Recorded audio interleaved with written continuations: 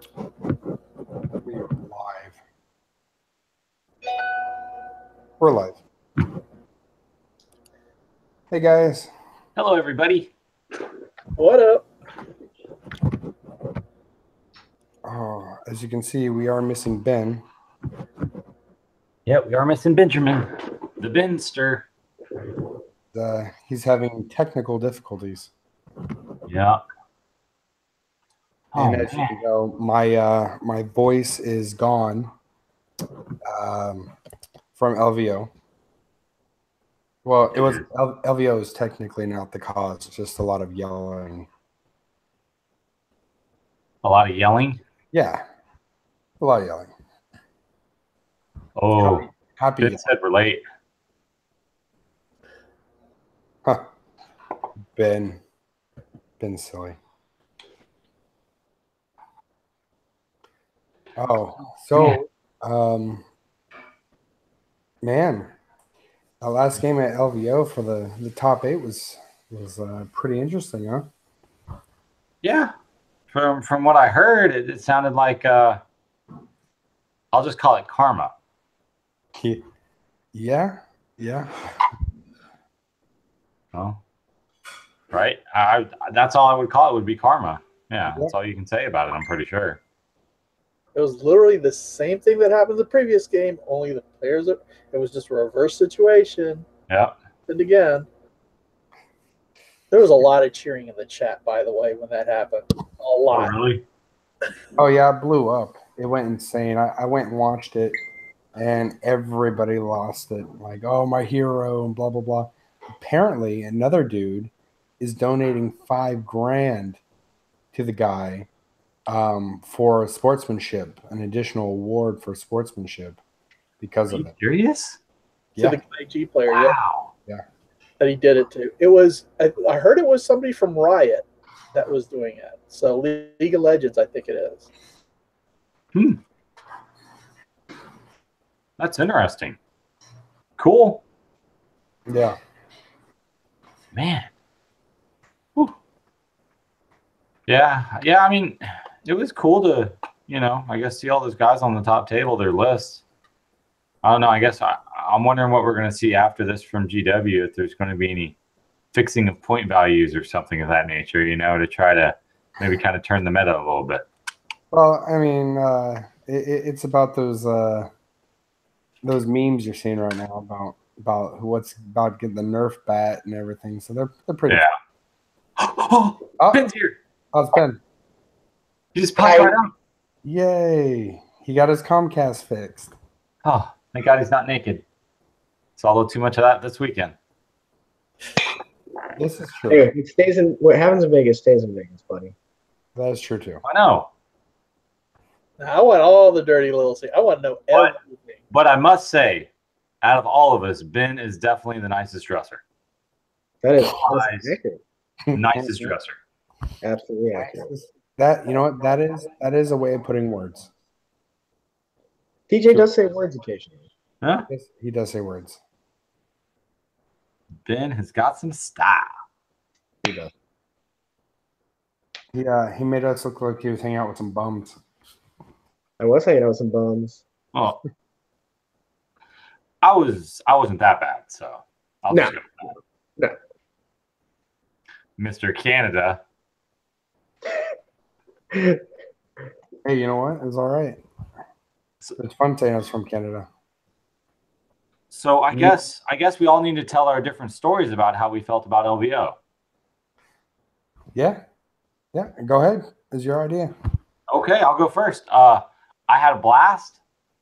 I feel bad for my third opponent for round 3. I think we all kind of do, because we couldn't actually play the game because of the episode of someone deleting a whole round 2 table, and we totally had to re-enter our scores. There was like an hour and a half delay. So yeah, that was unfortunate. Yeah, but I had a blast. All my opponents were great. I played first game was Justin with Orcs, blast there. I played some Corn Demon. I played some World Eaters and got eaten. Then I had to cancel the third game. I was going to play. I think it was Astral Militarum, so I'm kind of sad that I had to cancel that game. I bet you Then are. then I woke up the next morning, played some Necrons, had to wait through like 32 race.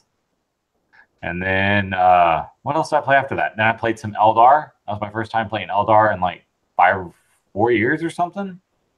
I don't think the last time I think I played Eldar was when the 7th Codex edition dropped and I played you, Jonathan. Yeah. That was actually the last time I played Eldar. And then my 6th game, I played Tau, and the dude utterly annihilated me. So it was a good game. It was a good game. Every single suit was converted. He knew his stuff.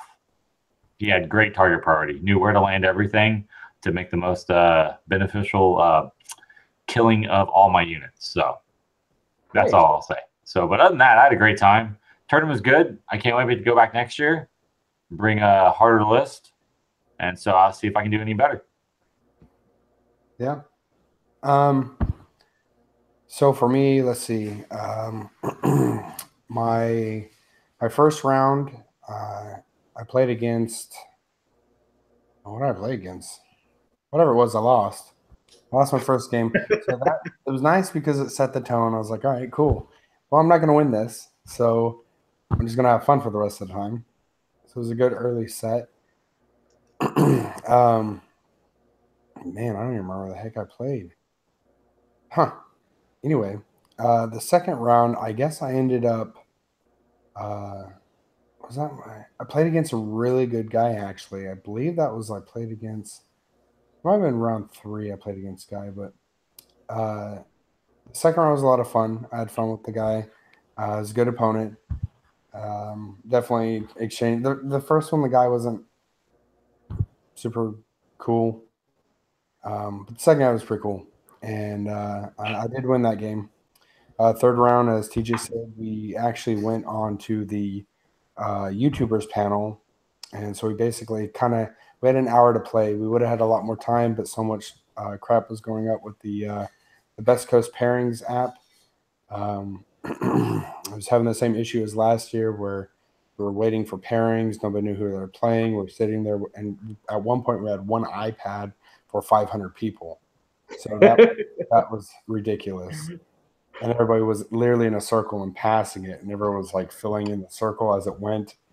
It was pretty silly. And then apparently the second round points basically got deleted. And so we had to enter. That's my second round because it was a guy named RJ. He was a dad that had 2 kids that was also in the tournament. Dude was super cool. Super cool dude. That's one. I think that was probably the funnest game I had was against him. And yeah, so his apparently he was a fan on the channel, and his kids have watched us. So I actually gave them some dice and stuff. So they're pretty stoked about that. And then so yeah, round 3 got pushed back so far that we got to play maybe just a little bit enough to get some points, and then pretty much forfeit the game, giving it to the opponent. My guy I was supposed to play against was Slanesh, so I was pretty stoked. It was all Slanesh. It was super pop arty and converted, so it was a bummer I didn't play that guy. And then the panel went well. It was definitely worth it. I don't regret not, the panel was excellent. The sheer fact that we were on the panel with Dave from Mini Wargamer, Wargamer Girl, Uncle Adam. Say what? Uncle Adam. Yeah, Adam Smasher from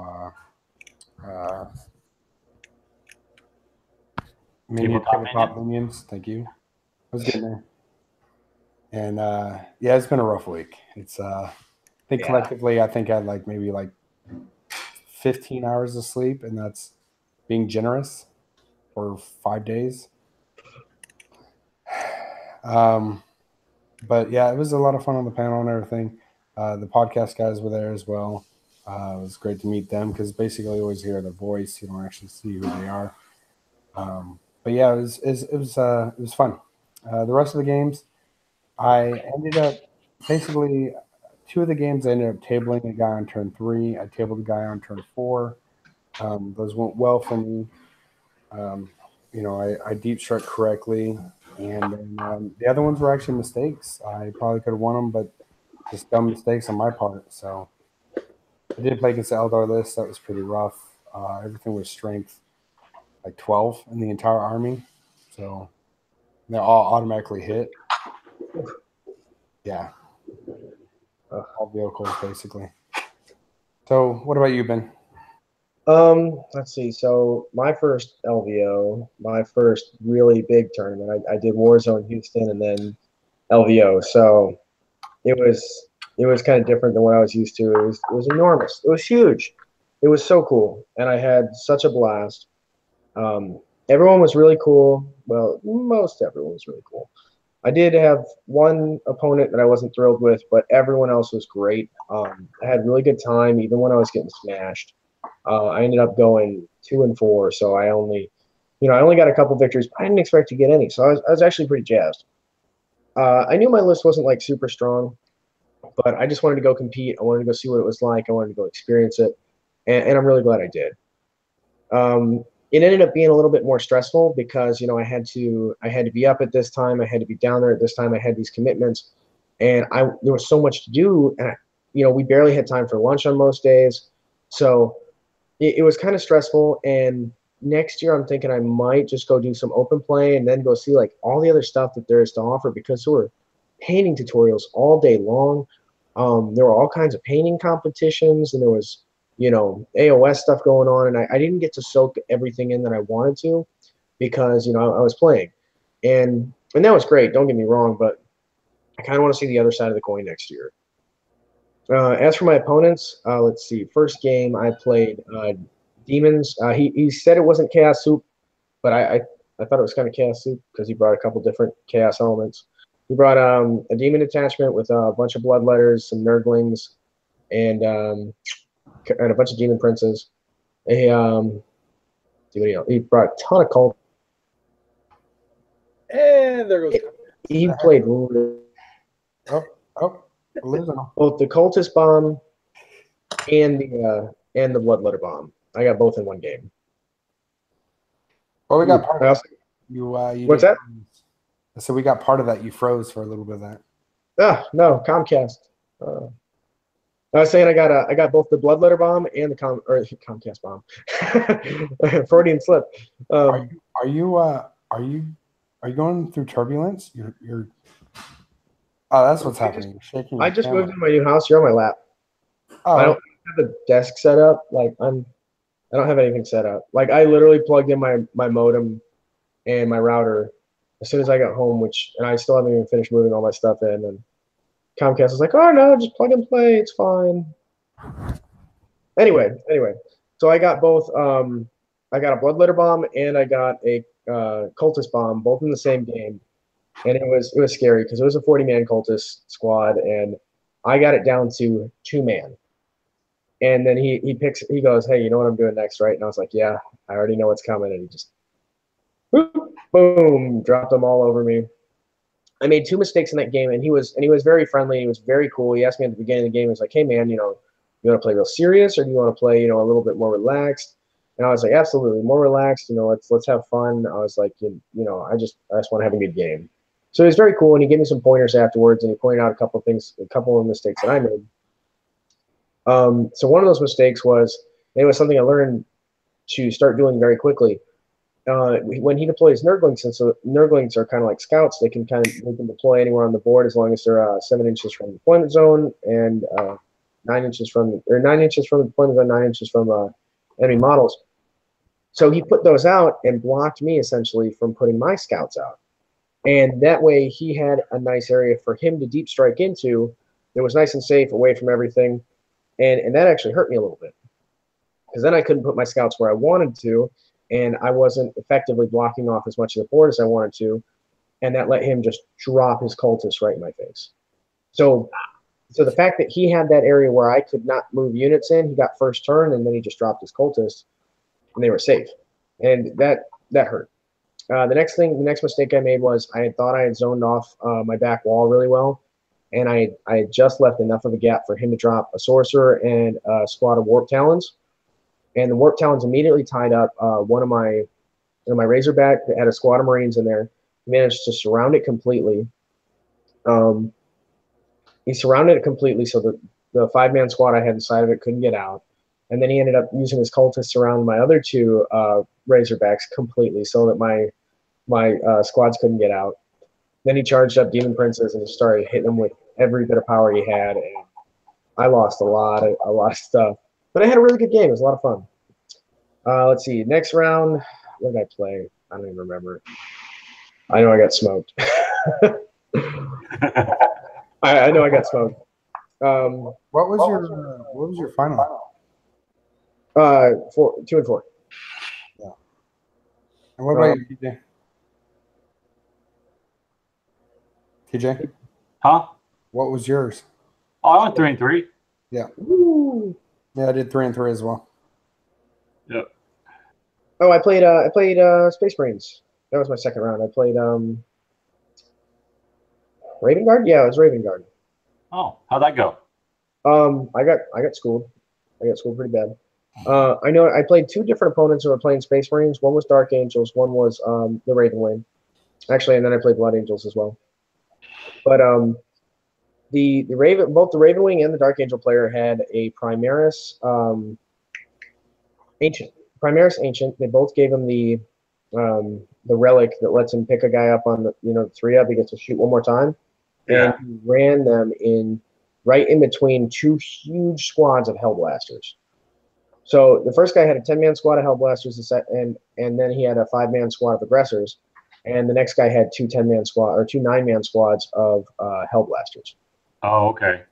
So it was almost like I was having flashbacks of playing Noise Marines because every time I'd shoot one, he'd roll a 3-up, and I swear the first guy he rolled a 3-up for every aggressor, and they all got to shoot. Even though I nuked the whole squad on turn 1, they still all got to shoot. They almost took out my scouts. But I really didn't think that I never really thought of the Ancients as being that useful because the only time I ran them, it never worked out for me. But that definitely changed my mind. And the nice thing was, if the Hellblaster is killed, you can overcharge without any consequence. So you're firing 2 shots if you're in rapid fire, 2 shots, strength 8, -3, 2 damage. Dude, it was scary. Third game, I don't know. Oh, the third game was the Tau. We had to end quickly. He had a little bit of a cheesy list, and he said that right up front. But I learned a lot from that as well. Brought a lot of stealth suits. Put those all across the board, and those don't have they have no problem being close to units. They just have to be a certain distance away from your deployment zone. So he screwed up a bunch of I might have that wrong, but it was something like that. He had them all right up against my deployment line.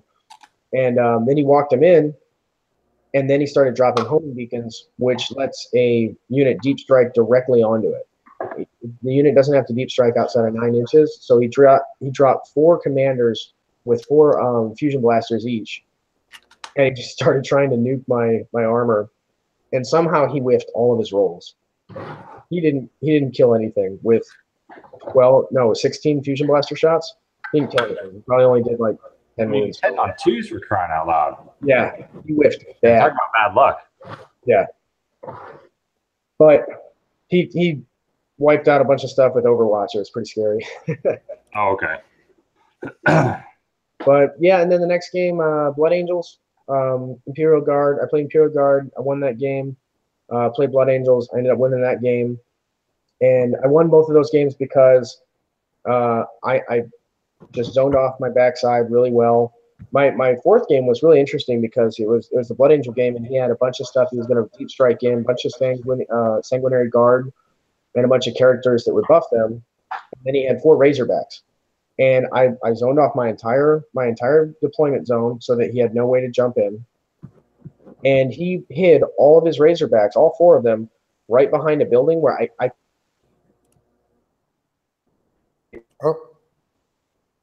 guess it couldn't be seen. Would be my guess is the next word. What's that? You froze me. Stopped right when you were like, and then he hid all 4 of his Razorbacks behind, and then he cut. So he hit all 4 of his Razorbacks behind the building, and I couldn't get a shot at him with my unless I were to move and then open myself up. But when he hid back there, he wasn't capturing any objectives, and I was the whole time. I was capturing objectives, so I was accumulating points, and I went first, or I won the roll, so I ended up letting him go first, hoping he was going to drive out and give me a target. But he just sat there. He shot a couple of scouts at me and gave up his whole turn to do that. So I took a couple shots. I didn't move anything, and I didn't destroy anything. And the next turn, he just stayed right there.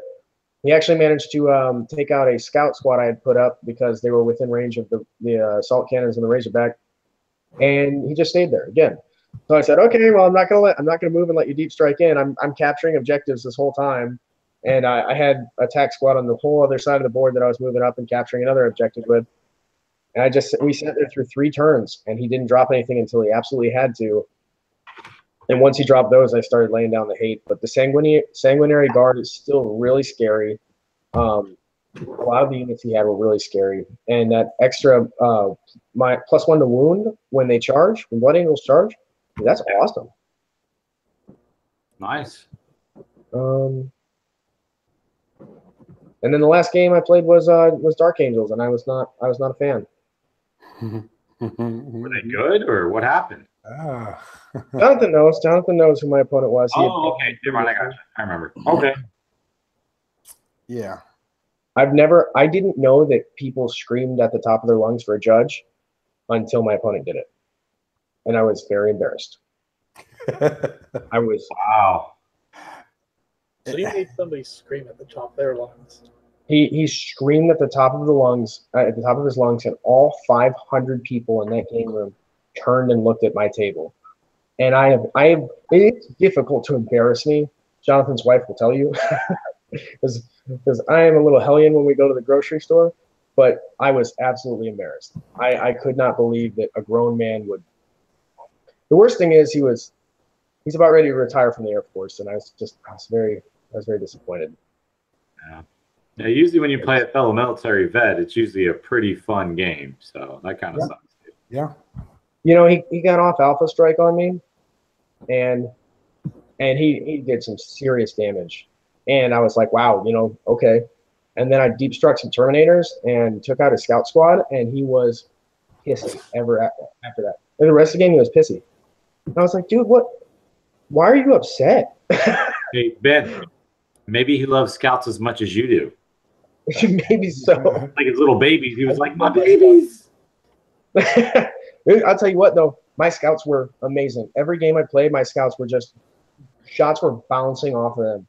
They were not failing saves, and I ended up spending a command point to reroll 1 and kept him alive, and it was awesome because people just kept pouring shots into him. Yeah. Yeah, I was told that what could have improved my list by a couple of my opponents. They said if you would have taken some scouts. I was like, maybe I should have next time. Mm-hmm. Scouts are amazing. Look at that look of dissatisfaction on Jonathan's face. Like maybe if I would have took a couple squads of scouts. There we go.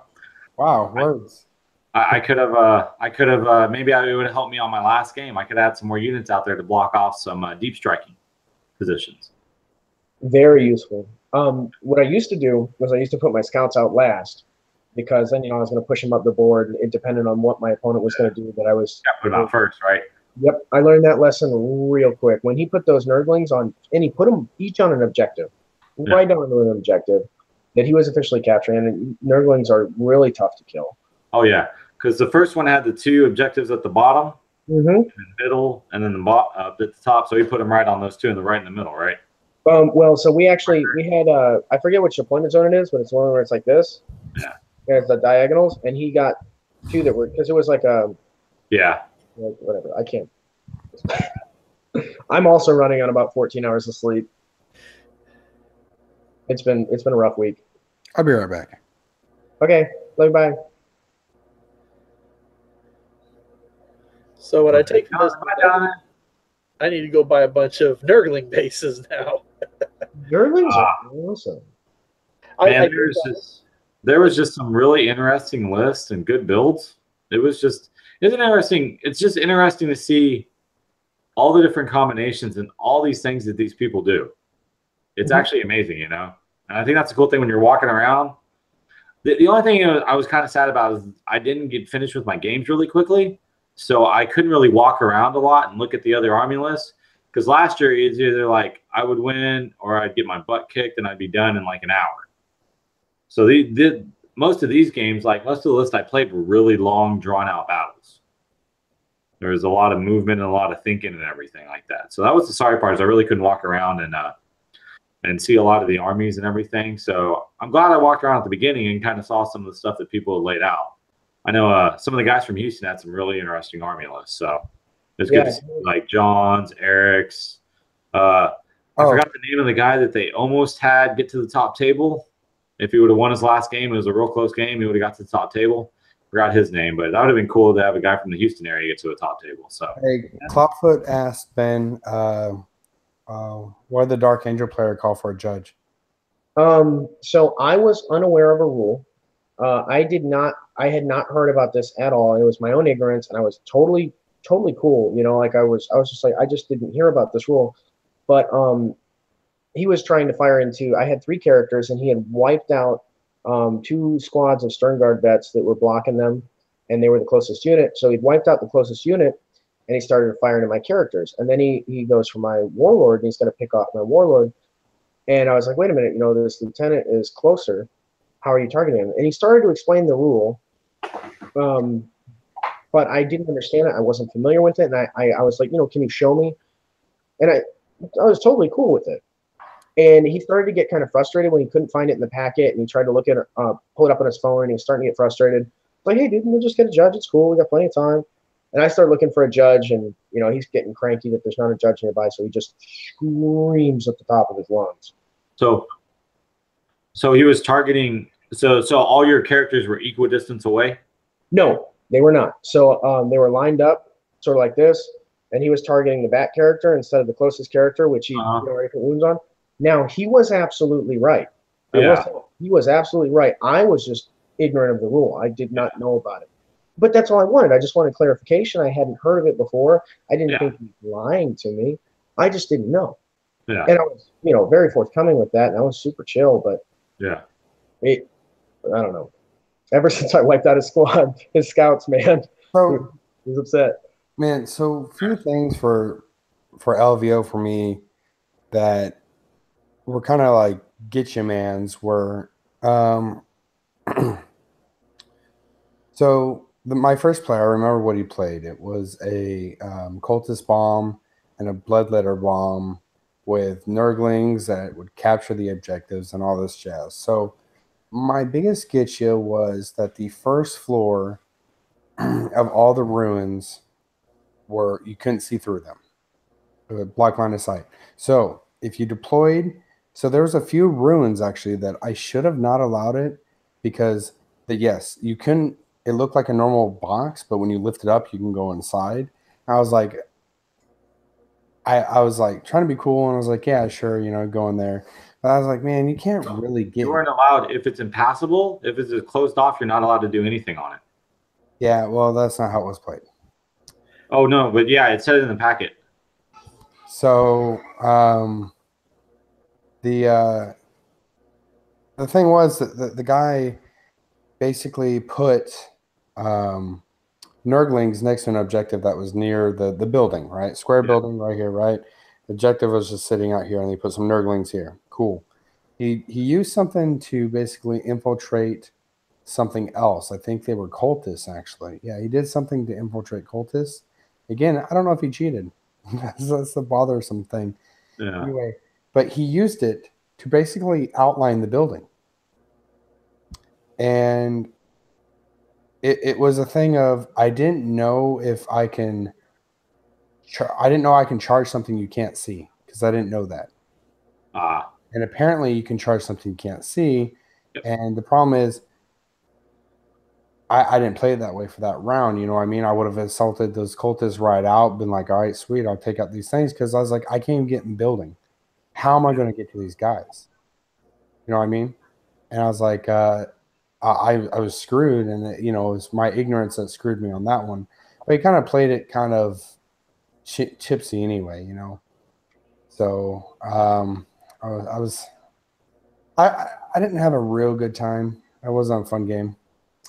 But everything else, every other game I played, I really enjoyed.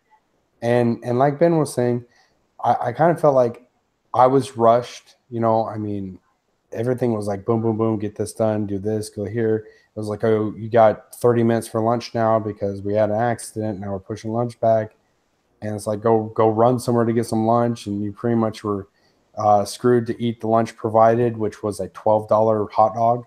So it's just, you know, or like a $12 like cafeteria hamburger or whatever. And it's just unfortunate in that case. But I think I really want to do just the open play, I think it's called the 40K friendlies, and just do that. And I had no stress, no rushing. I really enjoy walking around the vendors. I enjoy the people who know who we are and they like stop us. I like talking to them. I don't want to feel like, oh, hey man, thanks, and then keep going to my table, you know. And it's just it's kind of cool to be able to talk to everybody. And let's see, yeah, I think, and you know, we got to go. I guess because I got to table a few guys, I got a little more time, so I got to go walk around. So that, I guess having a competitive list was a little bit better this time for me. Hey, Jonathan, Billy B wanted me to Jonathan, this is what he said. I'm just going to read it to you. It says, Jonathan, Savannah told me to tell you to shut up so he can go get some food and come back. I don't want to miss anything. Nice. Now, you know what's awesome? You can tell Savannah that this is all going to be uploaded to YouTube, so you'll be able to catch it. yeah. Yeah. Now, you mentioned earlier that there were some problems with the app. Oh boy. Yeah. Let's start off with a fun story. Oh, are you going to talk about? Yes. Yes. No. All right. Let me do this. Let me tell this. Okay. This is hilarious. So all weekend I was complaining about the app, and I think that my complaints were legitimate. I think that for the fact that we were playing the biggest competition in the U.S. annual competition, I definitely expected a better system. Ben, stop shaking your lap. You're in my lap too, but you see shaking? Yes. Now, so people know the app that you're talking about is Best Coast Pairings, right? West Coast Correct. It's the only app right now. Now, I had trouble signing in. I had trouble pulling up the pairings. I had trouble pulling up my opponent's list. I had trouble submitting my own list. It was hard to, the color scheme was awkward, and it was tough to see who had submitted a list and who hadn't, because it was dark green if they'd submitted a list, and it was dark gray if they hadn't. Like, there wasn't a big variation in color, so it wasn't. I thought it needed some polishing, and I complained about it all weekend. I was complaining about the app, and day 2 they had really cleaned it up. We did not have pretty much any issues, but day 1 was a dumpster fire. Yeah, it was pretty bad. So after complaining all weekend, there's something in the back of my head like, man, you're going to say something, and the wrong person's going to hear you. Well, we ended up gambling on the second night, and in Vegas, when you gamble, you get free alcohol. So I had been drinking all day. Did you say pretty alcohol? Free alcohol. Oh, pre-alcohol. Yeah. Free alcohol. So I was very intoxicated, and I was having a good time. And this guy slides up to me at the craps table, and he's got he had some kind of Warhammer related shirt. And I was like, "Oh man, did you play? You're here for the convention." I started talking to him, and he's like, "Yeah, I did. He said he played open or something like that." And he goes, "What did you think about the app?" And I was honest. And I told him, I wasn't a fan. I told him I thought it could use a lot of work. I thought that it was way too many errors for what was going on. And then I stopped and I said, "Who are you, and why do I feel like I'm digging myself into a hole right now?" And he goes, "I made the app." And I was just like, "Oh." Yeah, he was the lead developer for the app. And like, Oh. I'm trying to have a good time because I'm winning a lot of money. And I'm pretty excited. And so I was just having a good time. And I could just hear on the side, like, I think he had some to drink as well. And he's like, "Well, you're just going to poop." He didn't use the word poop. He used the S word. He's going to just poop all over my app, rightfully so, and blah, blah, blah. I was like, I tuned out at that point. And I was like, "Oh, I won. Yay, money." Yeah, so I ended up backpedaling a lot. I did a lot of backpedaling because it's not really cool to like crap all over somebody's work. And like, I've never designed an app. I don't have a clue what goes into it. I couldn't do it. And if I tried to make something, it would surely fail if hundreds and, probably thousands of people around the world were trying to access it during the biggest competition in the United States. Okay. I definitely told him all that, and he was cool. He actually was pretty gracious. And, we talked about a couple things, and he said, they were working on some stuff. But I was embarrassed for the second time. It was pretty good. Well, I'll say this: Best Coast Pairing is actually not a new app. It's been around for about 2-3 years now. Mm-hmm. Correct. It's been around for a long time. Now, with the caveat is something I didn't know and I found out during my complaints was, well, there's more than our competition that's going on that weekend. Yep. Multiple competitions. And then you got to remember LVO. It's not just the 500 people who are trying to log into LVO. It's everybody else who plays. They want to see what the top lists are or follow whoever they're following or their friend that's running a group. So, it was pretty interesting to. And I will say that I dropped a lot of my complaints when somebody pointed out to me because I was complaining about how the app couldn't handle 500 people, and then somebody was like, "Well, there's thousands of people around the globe that are checking scores and looking at pairings, looking at people's lists." And I said, "Okay, that's a really good point," and I had not considered that. So I definitely stopped complaining as much once somebody brought that up to me. Took a little slice of humble pie. I did, absolutely. We got to meet all the guys, a lot of the content providers out there, a lot of fans. It was awesome. As you can tell, my voice is gone from yelling of awesomeness. So let's see. We got to hang out with Lawrence again pretty much the whole weekend. That was a lot of fun. Him and his gang. The Beard was there. Andy from Greens from the Warp. A lot of people. They brought a few friends that weren't content providers, but they're a lot of fun to hang out with. And man, it was a good time. We it was a lot of fun. Jonathan told embarrassing stories about me, and the guys thought it was great. And and we did our typical banter, whining banter, and they seemed to enjoy it. So I'm glad that we were at least a little entertaining. Mostly Jonathan telling embarrassing stories, but it was a good time. Those guys were really cool, though. It was a lot of fun hanging out with those guys. Marcelo asked, what was the average game like? Seemed like most of the games only played a couple turns. Yeah, man, they were 2.5 hours. Some of them, it felt like they just went an instant, but that's actually why we created our battle report segment of Mortal Wounds, because we time our games, because you're all going to make it to turn 2, 3, 4, maybe. Only one of the games I made it turn 6, and we were playing pretty quickly. Yeah. Well, there was the other thing too was that timer was like about the time that you found out who your opponent was, and you didn't have a whole lot of prep time before that. There was only 30 minutes in between game, and your pairings were, since everyone was checking at the exact same time, you found out right about when it started, and you had to walk over, find your table, put your stuff down, start unpacking it if you had packed it up, start just getting ready, and then you lay out the map with deployment zones, and you roll for all the objectives, and then you're going to pick your secondaries based on your opponent's list, and you're going to look that over. So, I mean, that really cut into it. It probably took 30 minutes to get set up and deploy. Yeah, 30 minutes of prep and mixture of deployment, I would say. Yeah. So Marcelo said, I think they need to use lower points, maybe. I think really what it is it's so hard to factor in so many people, because basically the round starts, and a lot of times I've seen tournaments be 2 hours and 15 minutes, and that seems to be another sweet spot time for tournaments. And I think this one they did it where it was 2.5 to give you that time to get set up and stuff. And there's definitely, if you're just talking and playing and how do you do's and all that stuff, it takes a lot of the time from the game. And then, depends on what you have. I felt like I had a lot of models this time, and I had 63 models, not counting the tanks and stuff. So it was about 63 individual infantry models.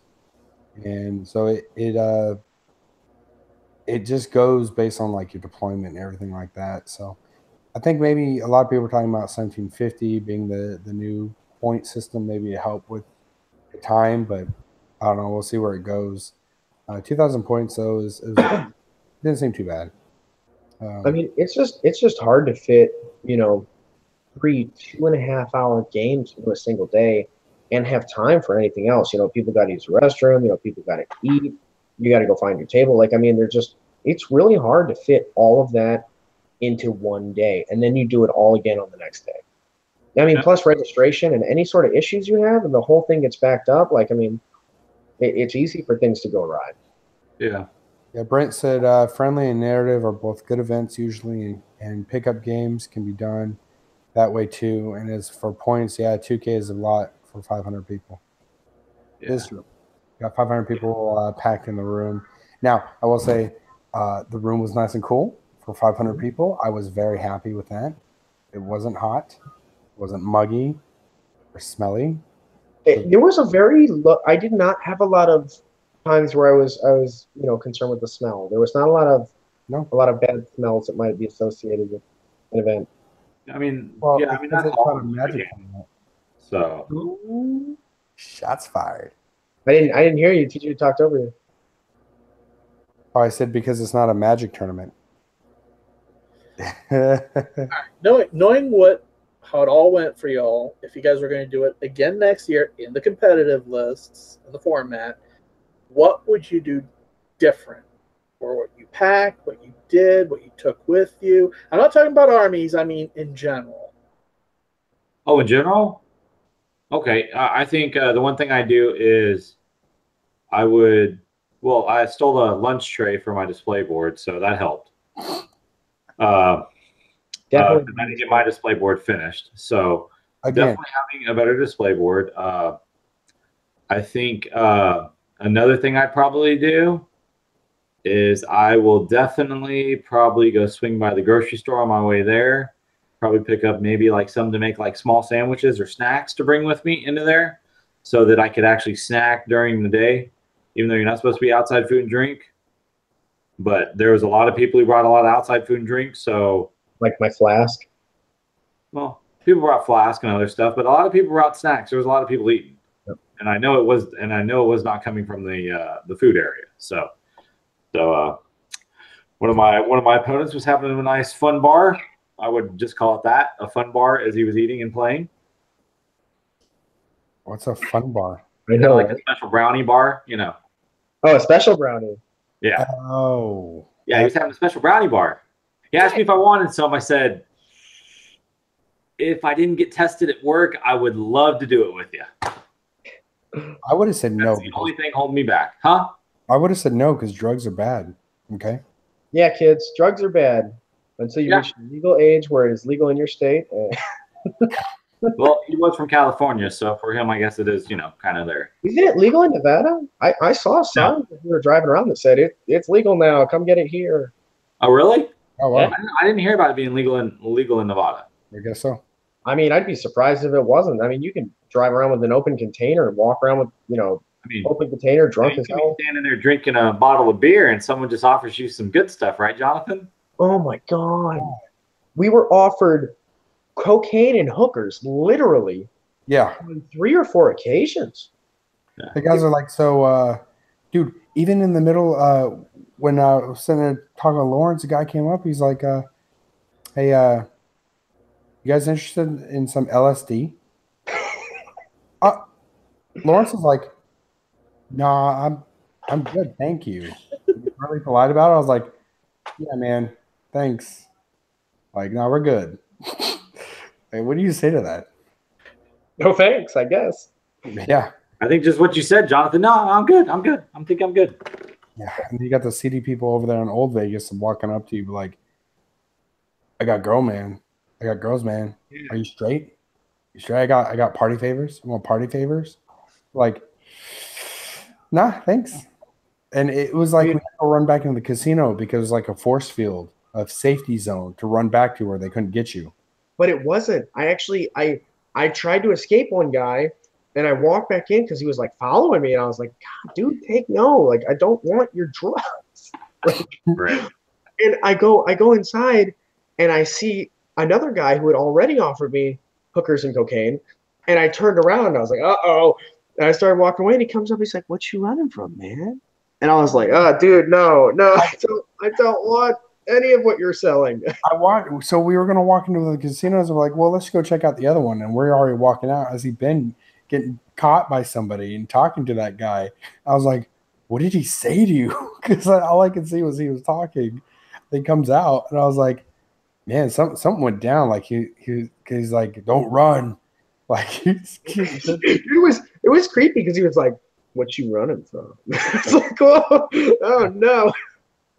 And then so I was gambling, and these guys ditched me, and they went to go walk out. And I'm like, man, where'd they go? And I'm calling them on the phone.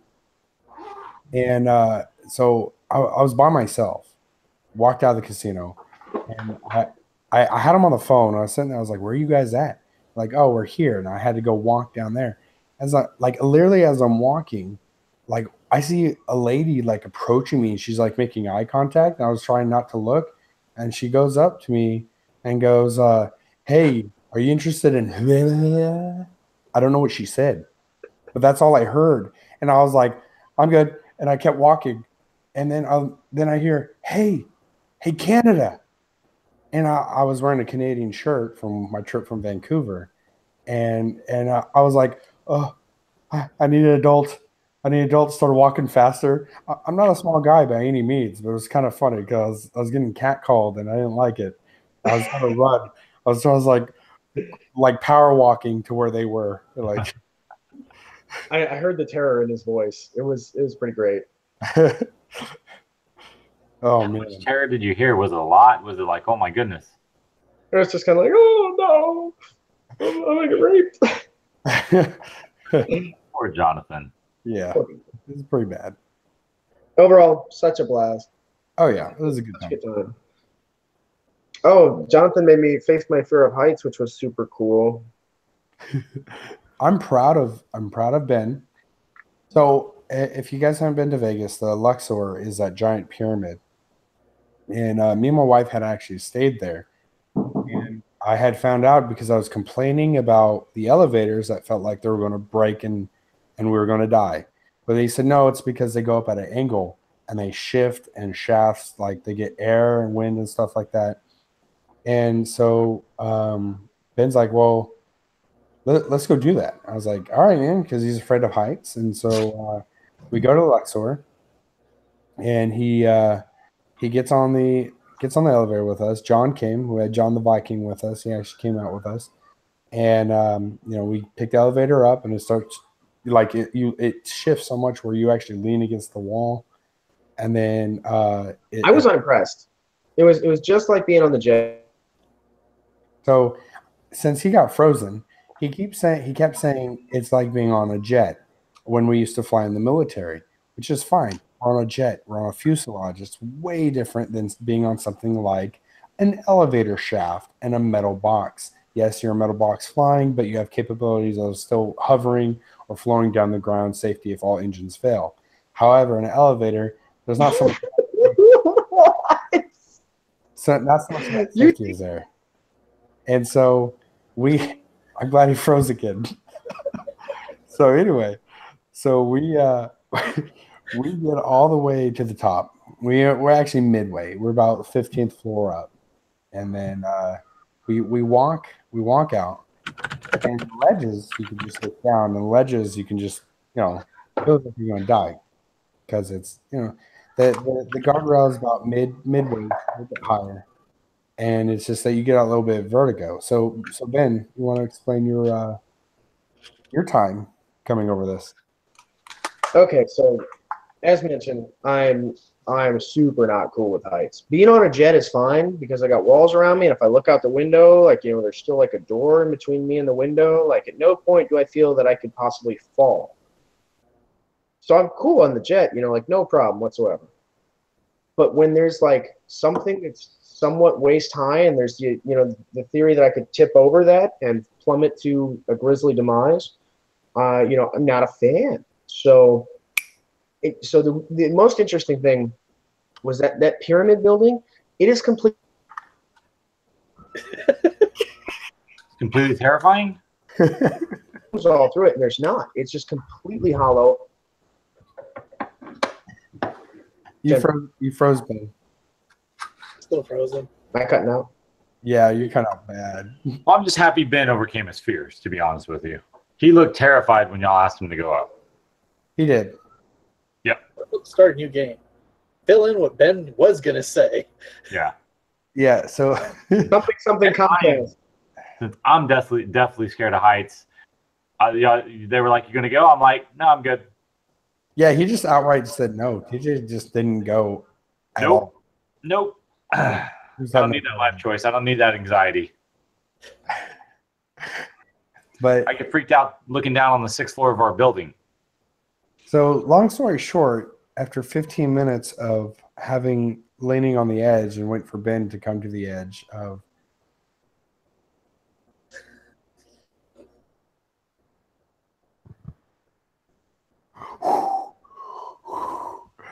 it was fantastic. I've only had anxiety like that like one other time, and I was in a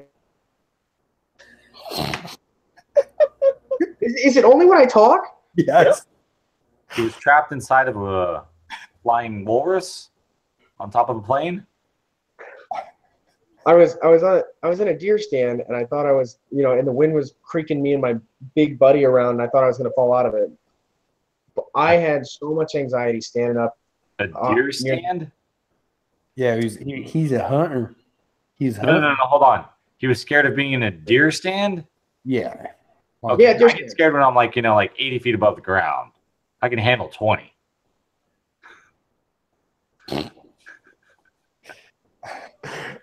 Oh, Ben. He's frozen Is he again. back yet? Or is he frozen again? He's 100%. I feel like he was about to say something. He was. He had I was going to say something face, and it froze on the I'm going to say Then something. he farted. Awesome. He had the fart face. He was like, I was going to say I don't get to hear people making fun of me, and it kind of makes me sad. we're not making fun of you. No, I was just surprising your dad actually scared of heights to be up in a deer stand as well. Yeah. Well, That's surprising. I don't hunt from a deer stand anymore. hey, Ben. The other thing you got eating. The other thing you got to consider is, you have TJ who didn't even go. So there you go, right? You actually came and you wiped your sweaty, wet hands. Sweating so bad. He goes, this is how bad I'm nervous. And he grabs my arm and goes swoosh, and it felt like he just washed his hands. And I'm Germophobic. kind of germophobic. Germophobic. I'm kind of germophobic. No, just germophobic. No kind of. Sweaty hands, just swoosh, where my arm was still wet.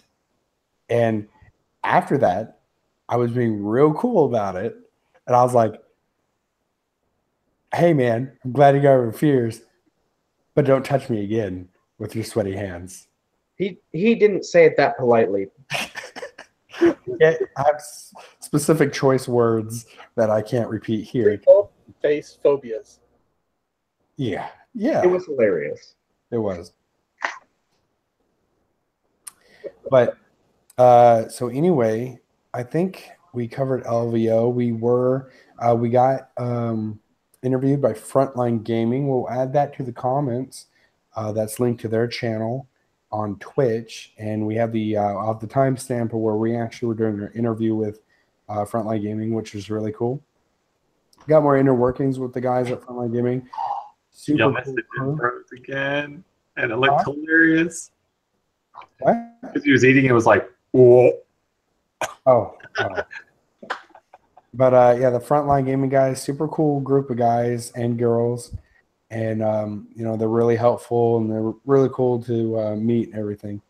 And then of course the panel. The panel was actually filmed partially by us because the battery got from Ben was dying, and so. Whoa. Does that make me my fault? So anyway, no. That wasn't even a freeze. That was me because I brought a camera and you didn't. Yeah, that's my camera I brought and handed it to you. So No, it wasn't. Yeah, it was. Because I came prepared. Yeah, Ben actually brought his camera because it had the little stand on it. My camera was up in the room. You had the GoPro, dude. Yeah, but I brought the other camera too, the one that you have now. Yeah, but Ben's the only one out of us three that remembered to bring his camera to it. That's why I was just adding. That Ben forgot to charge it. Yeah. Throwing Ben under the bus. Comcast. I hate Comcast so much. So anyway, so we recorded partially, but actually Mini Wargamers filmed it. Quirk was there who filmed the whole thing. So it should be on Mini Wargamers on their YouTube page soon. Hopefully, I have no idea if they're going to post it or not. And anyway, so let's talk about what some leaks came out, right? We have some Thousand Suns. I managed to come across some pictures and was of the codex, points values, a couple of things here and there. Some people seem to be a little bit complaining about the Scarab Cult Terminators only have a 5-up invul rather than a 4-up. They're expecting. I haven't really got a good look at it yet, but the biggest change I can see point wise is Magnus going up 30 points. 30, yep. Yeah. It's kind of hard to read some of it. Yeah, because we got the super secret leaked photos that was taken from a phone from 1998. If that. Hey, don't look a gift leak in the mouth. Yeah. A leak's a leak. They did manage to post a picture of the Mutalith Vortex Beast. That looks pretty interesting. And it is heavy support. Oh, that's going to be cool. Let's see here. What else? Man, it's only got 14 wounds. I thought it'd have more wounds. Yeah. It's, what, Land Raider 16? No, 14. No. Yeah, I think we're going to see a lot of Thousand Sun Zangor lists. Yeah. Because it almost looks like the Thousand Sun Warriors really didn't change much, and they're still pretty expensive. Mm-hmm. So I think the inclusion of the Zangors is really what's going to be the big change in the Thousand Suns lists. I'm going to see, instead of Cultist bombs, we'll see Zangor bombs. Yeah. Yep. Somebody was mentioning something about being able to use a stratagem or something. I'm trying to find out exactly what it was. But you could bring or deep strike something like Mortarion, but Magnus to the character. So you take the combo that they're talking about was maybe using a sorcerer with a jetpack, deep striking him, and then using the item to bring Magnus up to him. Huh. Yeah, I get Magnus right up there without having to use warp time. Exactly. Well, then you can cast more psychic powers. That's all he needs. And I think his, from what I heard too, his psychic power, his super smite, I think has been nerfed, right? Mm-hmm. I'm not sure if they're nerfing the bonus to the save, but supposedly they are doing some things to make it a little bit friendlier and increasing his points. No. So, yeah, I mean, I guess I'm just kind of disappointed. I just, you know, since I've seen the point values, I really wanted the normal Thousand Sun, you know, the normal troops. The Thousand Suns, basically, their normal troops, their Space Marines to go down more, you know? I really wanted to see, you know, a lot of people take those, you know, more often. How about Rubric Marines? Yeah, I'd say Rubric Marines. I mean, I thought that would probably really, if they dropped the point cost a little bit, you know, make it more point efficient, and then, you know, you'd see actually a Thousand Sun army, but with Thousand Suns in it, with Rubric Marines in it, but I with the point value of Zangors and the rest of it, I think you're just going to see Zangors and Exalted Sorcerers and that kind of stuff just flying around, casting psychic powers. So, yep. Well, the nice thing about Rubric Marines is one thing is all of their bolters have -2 to AP, which I mean is huge because that's a Stern Guard special issue bolter, and I mean they don't have quite the range, but that's pretty nasty, and they can continue to move and fire heavy weapons without taking them -1. They can't advance, but they can move and still fire heavy weapons. I think they're still way more expensive than Stern Guard, though.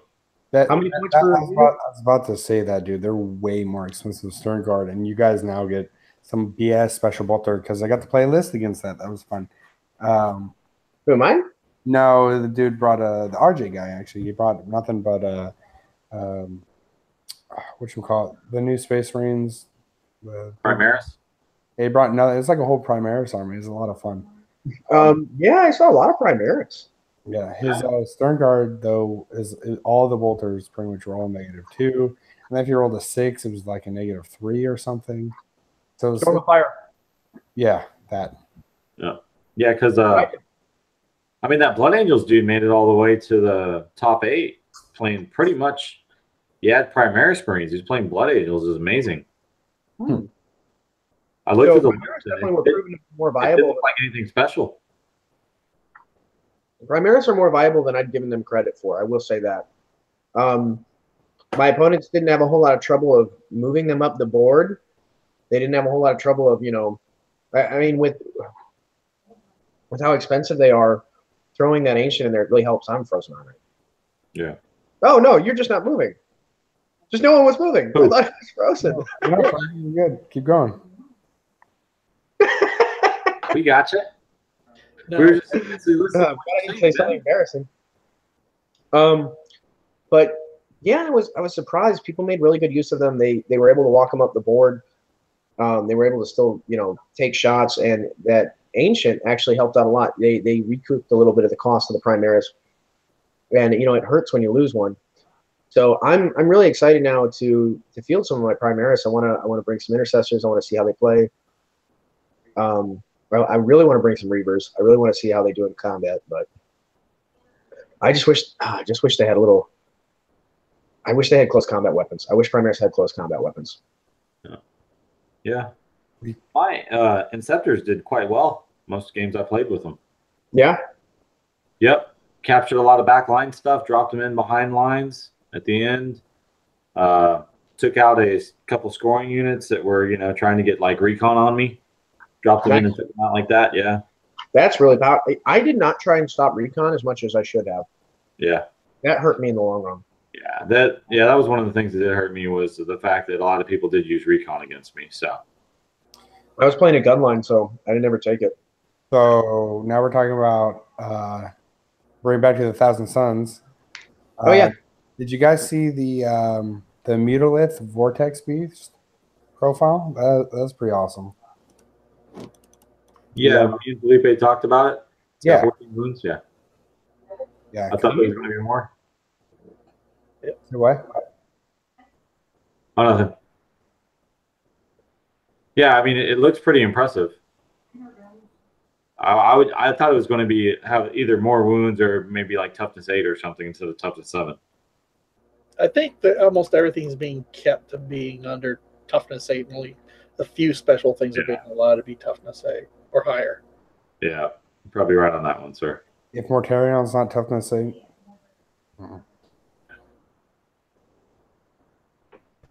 Let's see. Cool. Some talk was going over the Warp Flamer that you're probably better off just bringing regular flamers from the demon list than using the Warp Flamer. I have to agree. 12-inch range with the flamers, No, I'm frozen now this time. Yay. Okay. Now that increases strength with a Herald, where you can't do that with the Warp Flamer on Thousand Suns.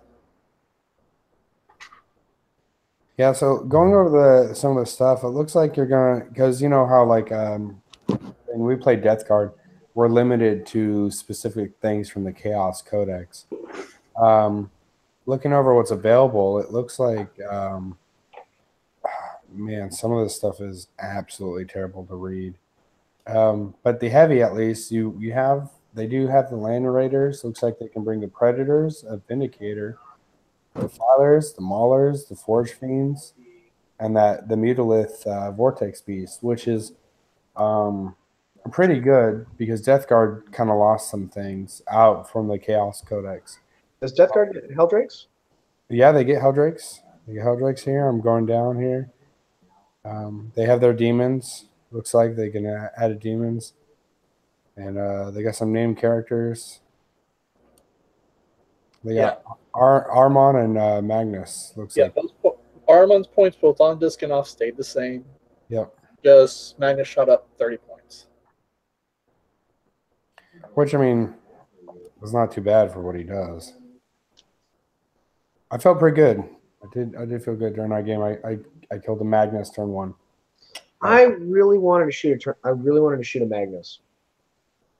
I had so many las cannons on the board. I really wanted to shoot a Magnus. I didn't get to. Yeah, Magnus. Yeah, that would have been cool to kill off a big character like that. Yeah, turn 1, I got a Magnus and a Renegade Knight. Did you guys see the big models when you were playing against you? Was there barely any tables using the big models? Oh, I saw a lot of Magnuses and a lot of Mortarions. Yeah, there's a lot of Mortys, a lot of Magnuses, a lot of Knights. Now, what you didn't see, I didn't see a whole lot. Because last year during 7th, it was nothing but, that 3-Knight list with whomever and all that stuff. Like a lot of Knights. This time I didn't see a lot of that. I wanted to play an all-night army. I know you did, yeah. I was like, man, if I could play an all-night army, that'd be awesome. I would have been excited too. If I can kill a Knight turn 1 and Magnus, I'm pretty sure I can handle 2 Knights in that case. So, yeah, I wish I could have played an all-night list. I could have got finished early. Well, it might happen with the new mini Knights coming out. Yeah, it's true. Yeah, those are nice. I must say I love Gilliman. That is the best model. That is the best just character ever. Just amazing. Dude, I killed me one. That felt nice. Really? Nice job, dude. Yeah, I killed one.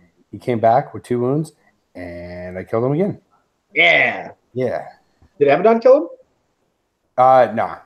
It was the first one that killed him was Obliterators, and then the next one that killed him was some Noise Marines. They lit him up with the sweet sounds, and he shattered. I was like, "Eee." Just give him one more wound. Just give Gilliman one more wound. I overcommitted. A whole squad. I was just like, "We do everything into this. This got to go." He's had 2 wounds left. He's like, "This has got to go."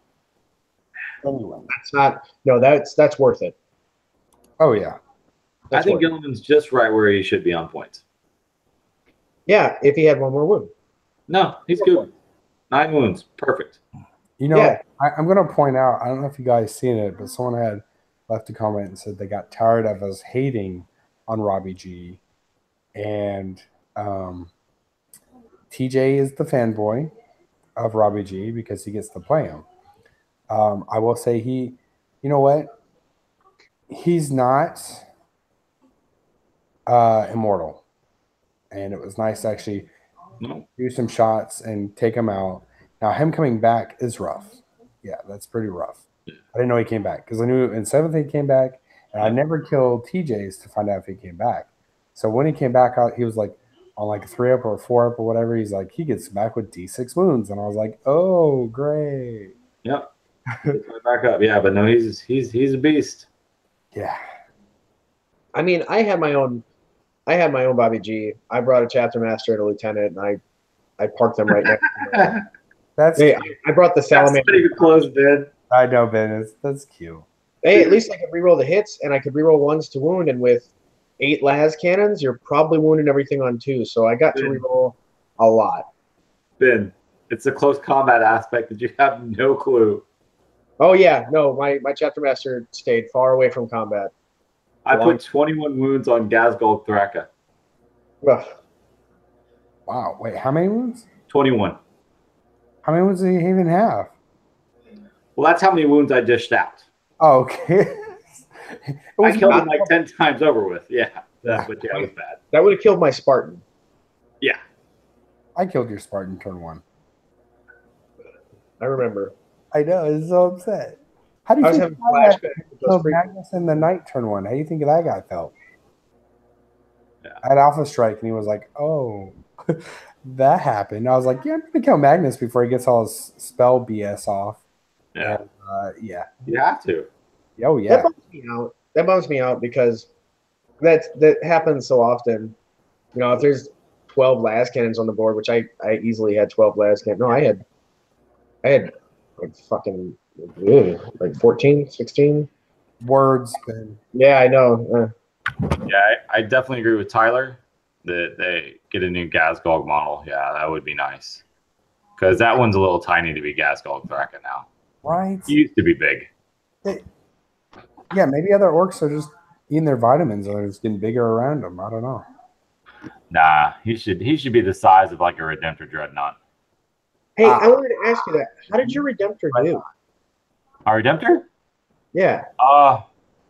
Did what it should have done. Took out the small stuff.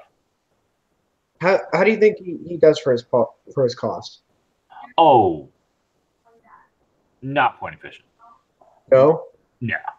I mean, I could have taken 6 more interceptors or something like that instead of him. May have done a lot more damage that way. I was thinking about the Salamander since he gets those Salamander rerolls, but well, I mean, but you're already putting up like 12 shots and then another 6, so you're gonna reroll 1 die. Yeah. And if you have your chapter master there with you, I mean, then yeah. But no, I mean, literally for his point cost, I mean, he's not point efficient, but dude, he just lays down a really good ton of fire. That's cool. Yeah. The only bad thing about all the dreadnoughts is if you move them, you get a +1. You lose a -1 to hit because they're all heavy weapons. So you're hitting on 4s, which is kind of tough when you move them. So, but other than that, I mean, he's a lot of fun to play, and the interceptors were a lot of fun to play too. So, yeah. I mean, those were the only really units that weren't just kind of being there to be there, So, but no, it was a good, yeah, it was good. It was good. He was good. He did what he should have done. I got him in close combat a couple times and blocked some stuff. Was he good? Was he good? Yeah. Are you sure he's good? He's good? Pretty good. Yeah. Good.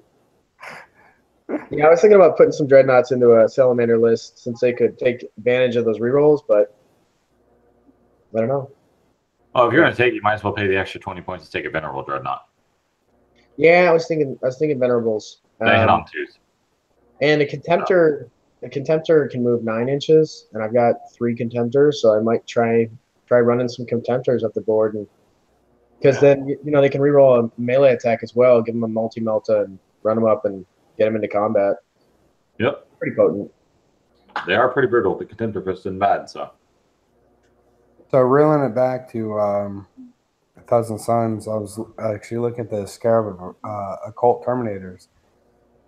I can see where people are probably a little upset that they're not going to be getting a 4-up, but they do get the All is Dust special rule, which is pretty cool.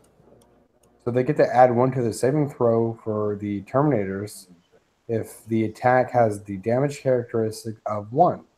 So it says, in addition, the -1 modifier to hit roll for moving and shooting with heavy weapons doesn't apply to the Terminators.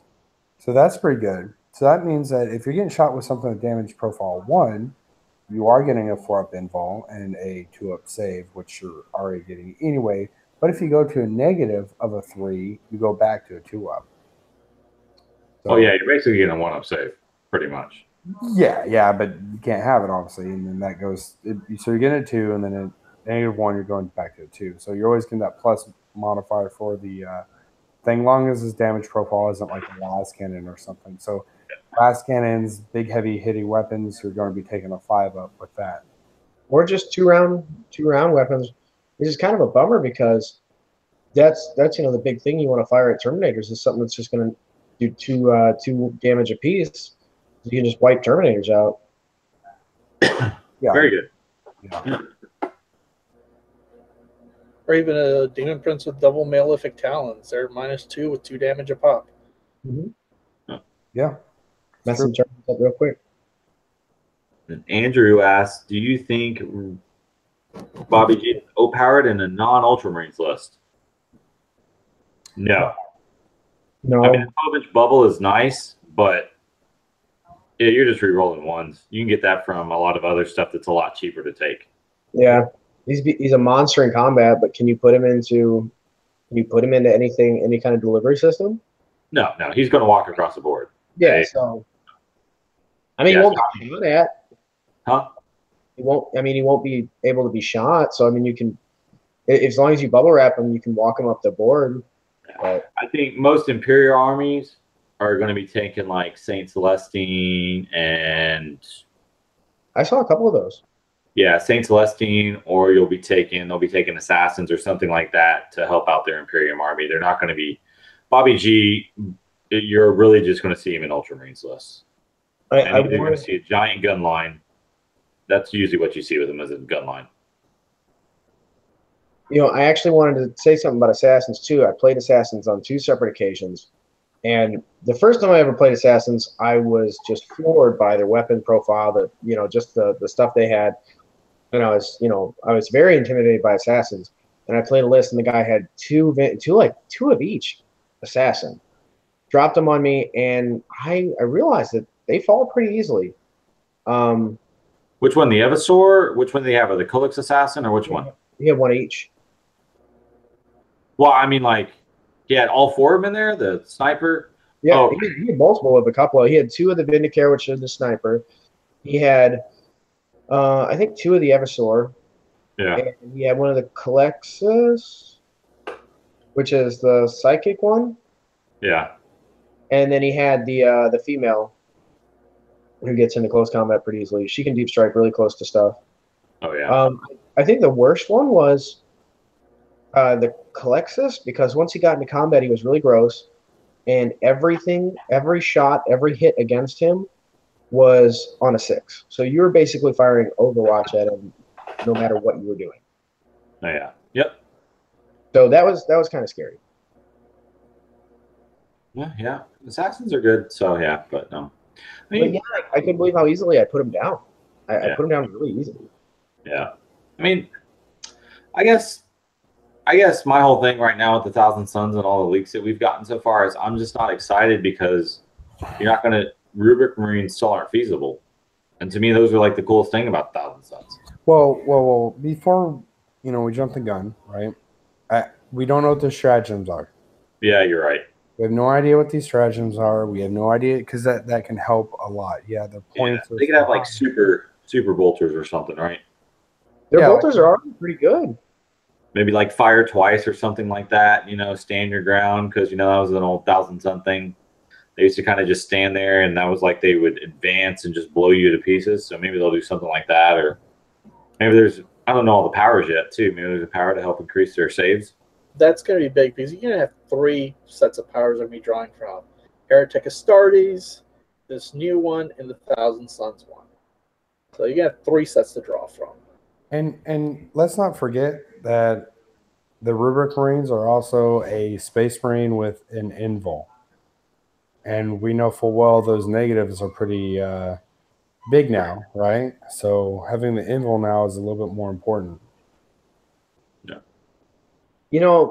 I don't know. I'm not that familiar with Chaos, but Rubric Marines being 18 points apiece, I don't know if that's including their bolt guns. I don't know if those are going to have any kind of additional cost, but that's how much a Space Marine, a Stern Guard vet costs with his special issue bolter.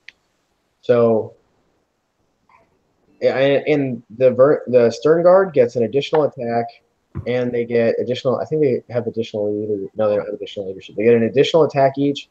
And the bolter range is 30 inches.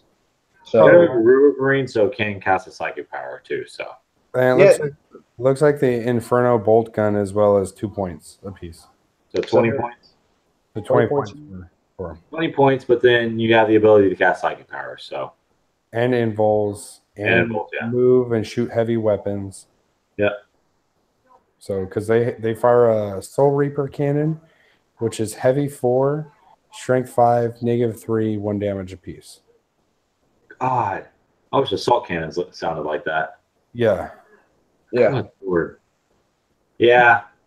I think. Yeah. Hopefully they'll be better. I just want to see him on the battlefield. They would have been a real cool army. -2. Well, Jonathan, don't you have Thousand Suns? Don't you have Rubric Marines? Yeah, I got 20 of them. Yeah, 20 of them. And Armon and stuff like that. So what don't you have?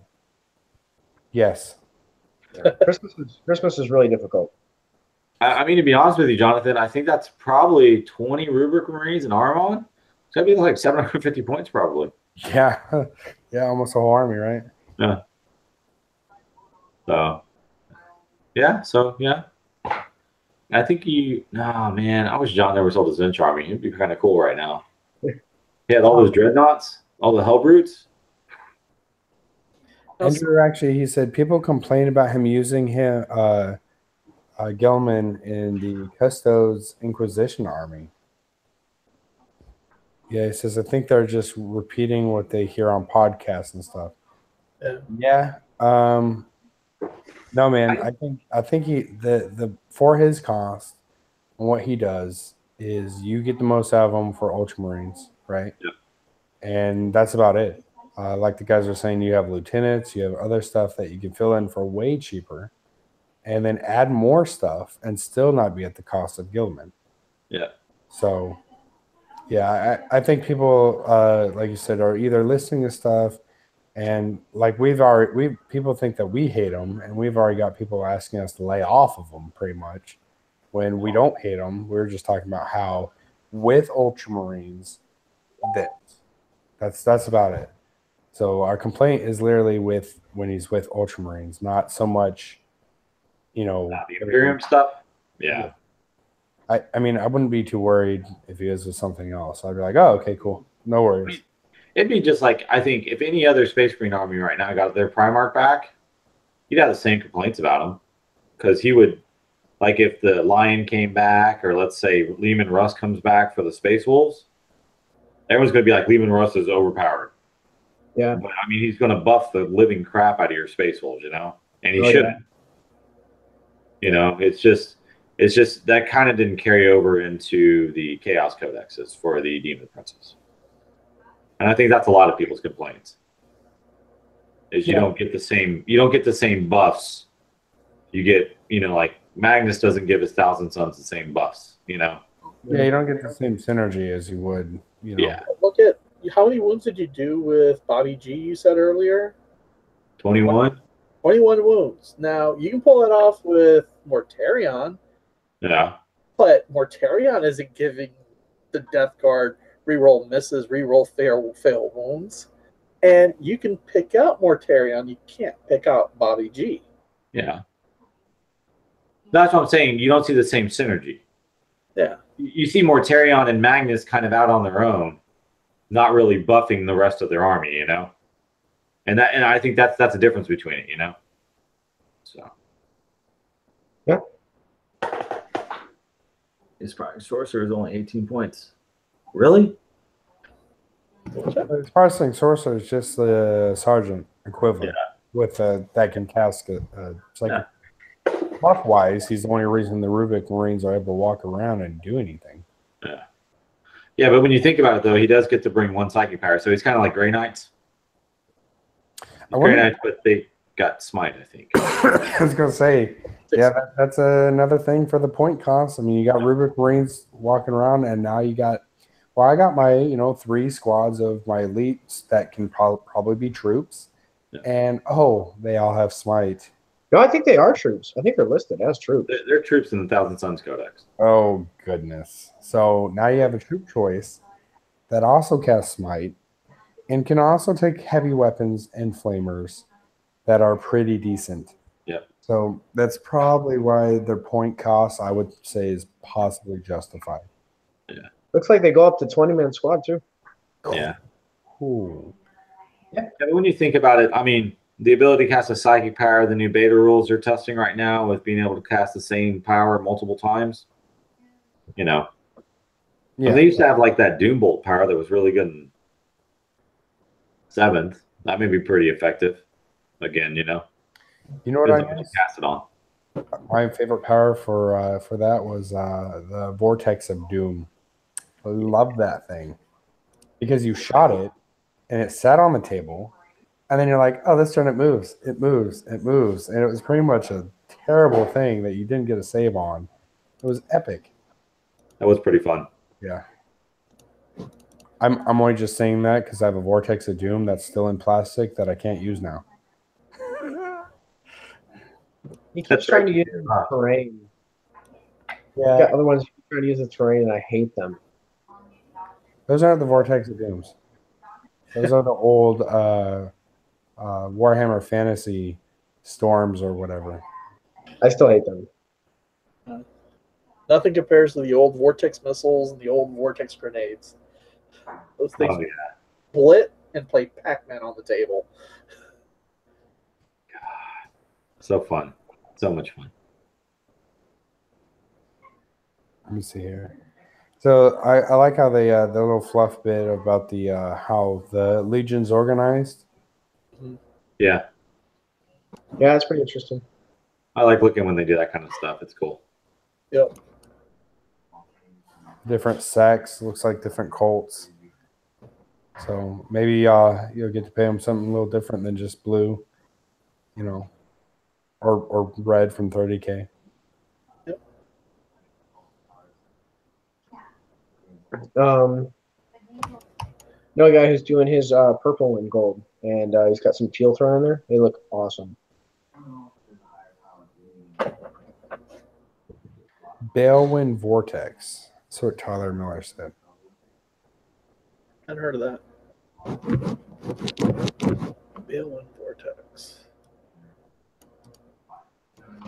No. But that's all the links we got for Thousand Suns for now. It's a lot of good stuff for what we can see. So we don't know any of the powers that they're going to get. Yeah. We'll see what that one beast, he gets some special powers himself. But that's about it. We don't know what kind of powers that, you know, maybe you can buff the rubric marines, and then, you know, if you're already getting even the normal rubrics are getting a +1 to the cover save at 1 damage. So bolters are taking a 2-up save with your troop. Yeah, they've only released 2 powers right now. So you have the Glamour of Zinch. Manifested, it's on a unit of 7, cast on 7. Friendly Thousand Suns units within 12 inches of the Psyker. So in the start of your next second phase, your opponents must subtract 1 from all hit rolls. That's huge. Yep. The next one is Weavers of Fate. Big. It is a 6. It is a 6. Basically, 18 until the start of your next psychic phase, the invulnerable save of the unit is improved by 1 to a maximum of 3. So with the all is dust rule, that will take your invul to a 3, because if you're taking 1 damage stuff and that psychic power off, you got a 3-up invul. Yep. Get a 3-up invul. They're heading you on Troops. Yeah. And Terminators. Yep. And that's all we know right now that has all is dust. Without paying for storm shields. Yes, that's just a psychic power, which they have psychic power shenanigans where they get bonuses through the roof, and we know they are. And so they're going to be casting that. Yep. That's rules. You can try to cast it more than once. So yeah. So that'll make it pretty interesting. So they may have some more survivability. A lot of dude. If you got bolter shots or whatever 1 damage coming at you, you're getting a 2-up with a troop choice. You know, I'm expecting to see rubric marines, ton of Zangors, and then aspiring sorcerers everywhere. I mean, then like exalted sorcerers, and just a constant just bombardment of psychic powers getting shot and then getting overrun by Zangors. Well, you've got to have cheap choices. You have to have cheap choices. You can't, you know, as good as the rubric marines might be, you have to be able, you know, a brigade has to be realistic in some weird sense of the word. Like, I mean, if everything you got is so expensive, it's just not viable. A brigade? Yeah. I think you might see more of a curry list where you're going to see Stangors just so they can bring some filler. Probably bring demons along with that, and then obviously the big model, which will be Magnus, maybe a combo Magnus again, or Tarion, with everybody has an invul out of the demon section. It'll be Magnus and Aramon together. I need a painted Magnus still. I need one. Everyone wants to sell their painted Magnus for like umpty the price. I'm like, nah, man, I'm not paying that. What are you doing, Ben? You okay, Ben? He's having an earthquake. He's having an earthquake and he froze. Look at his dumb face. Either that or he's doing something really naughty right now. I don't know. Yeah, it was on his lap. Yeah. Now he came back, but he's still making a dumb face. I think it froze again. He's frozen with that face. Oh, hand on face. Face plant. Hey, Ben, you all right, buddy? Oh, Oh, that was so cool. He like flipped. He was like, doop, doop. He glitched, right? He just Like Max Headroom. he had real life lag. Yep. Oh, it's so frustrating. It's 2018. I shouldn't be dealing with this. Well, he did. Are you on Wi-Fi? Or are you hardwired in right now? Yeah, I'm on Wi-Fi, but I'm like 6 feet from my router. That doesn't mean anything. No, I'm saying there's nothing impeding it. There's nothing else using my signal at all. My laptop's the only thing connected. Your neighborhood might have too many things on the same frequency that your Wi-Fi is on right now. You might have to jump it. The channel. Our Wi-Fi should be working so much better. I just dropped. Oh no! I just dropped. Johnson joined again. There's 2 bins down there. There's 2 What? guns. Oh look, there's a salamander. Yeah. What? Are you sure, Ben? Are you a pink horror? Did you get shot and now you're 2 blues? Yeah, dude, he just looked at himself. That's creepy. Yeah. Oh man. Anyway, so it's getting late, guys. Looks like it's winding down.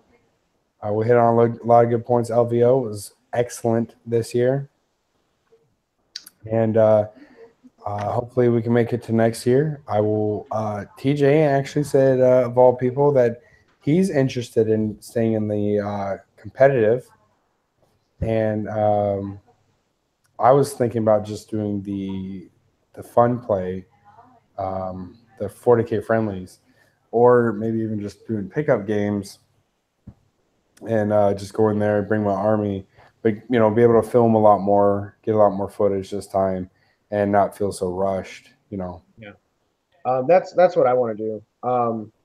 I went out for a vacation basically, and I had a lot of fun, but there was a lot of stress from running around and game to game to game, and that I don't want to do that next year. And I missed out on so much cool stuff I want to do. I wanted to go to the painting tutorials and all that good stuff. So next year I'm probably going to do open play as well.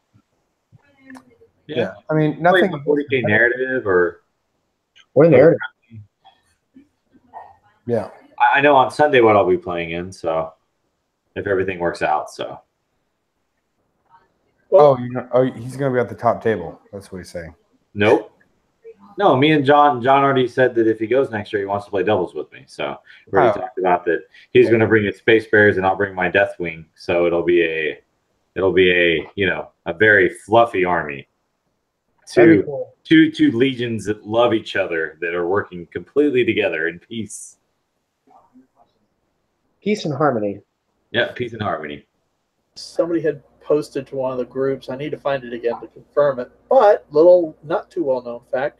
Top 50 LVO, most Houston players made the top 50. Wow. Good. That is huge. I mean, that's how cutthroat the meta could be. Yeah, those guys up north, man, they have a really good strong gaming group up there. Yep. Yeah, because what is it? Nick, he does the what is it? Hetflix. What is it? How do you the Death Guard blog? Viral Hex Fleet, something. Yep. Like Yeah. that. Well, I think he said he went 4-2 with his Necrons. Nick, yeah, he did pretty good. Nick, Yeah, he's a good player. He's in Utah now. Yeah. No. I know, but he runs with all the same guys, Yeah. all the Houston guys. So Yeah. Thousand Sun Army with 2 battalions, nothing but troops and HQs. I could see it being none. Yeah. Oh yeah. Easily. Yeah. Taylor. 3 big blobs of Zangors. I think 3 units of Thousand Suns. I mean Rubric Marines, and then Aramon and 3 other sorcerers. Be Yeah. pretty brutal. That's a lot of smite. I think Zangor's gonna be really good. I'm gonna be wishing that I picked up those Zangor boxes when they were available. Yeah. People are Yeah, still it'll be buying interesting. silver Yeah, coins.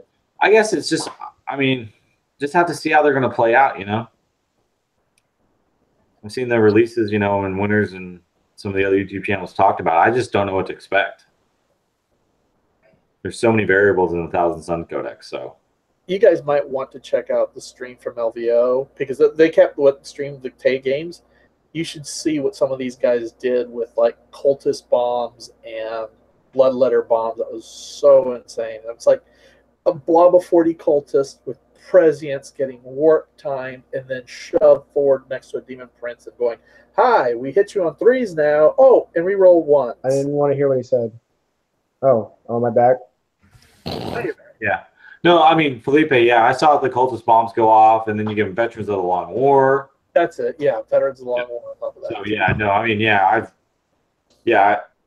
I think that's probably, yeah, that happened to you, right, Jonathan? Yep. Yeah. So it's brutal. Yeah, once I saw that, I was like, I need to rethink my thoughts on cultists.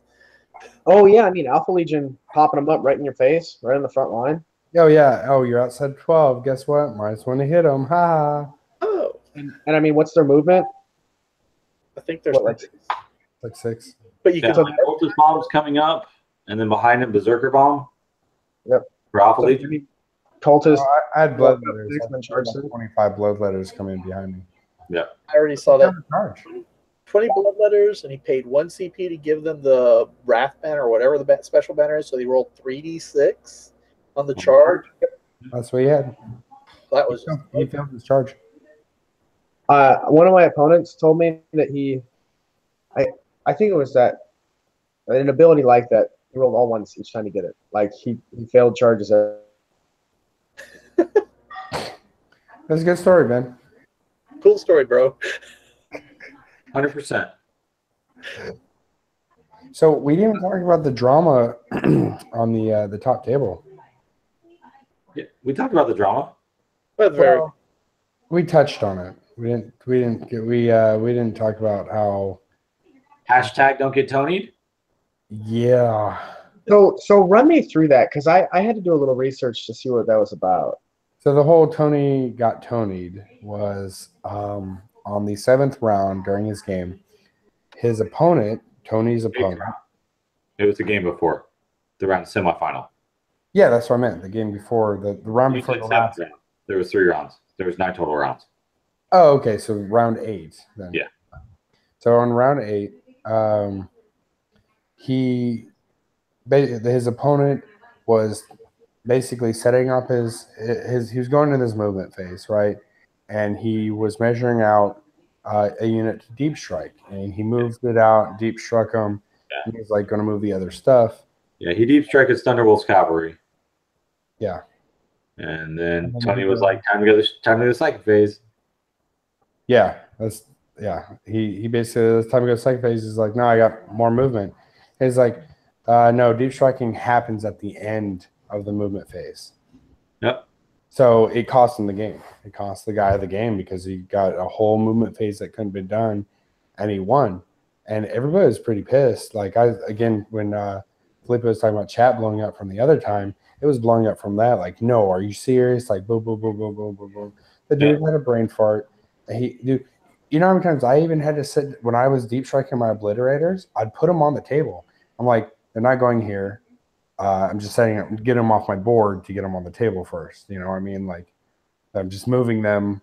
I did move everything that I need to, but then I deep strike him finally. But still, the guy had brain fart. Was just measuring out, set him up, and the guy killed his movement phase. Yep. So a lot of people argue, yeah, there's money on the line.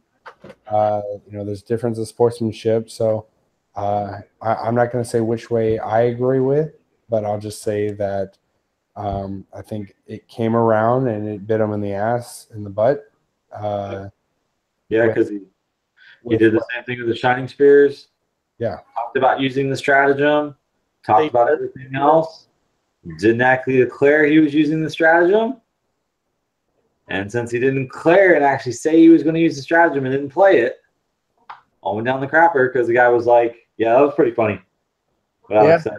Yeah, that was absolutely hilarious what he said. He literally said that you did it to your last guy. So, sorry, man, I don't want to win. He literally said, I don't want to win this way, but you did. Yeah, he was like, you did it to Alex. Yeah. Yeah. Yeah, I think it sounded like at the end he pretty sternly said, "I'm not going to let you have it." Yeah.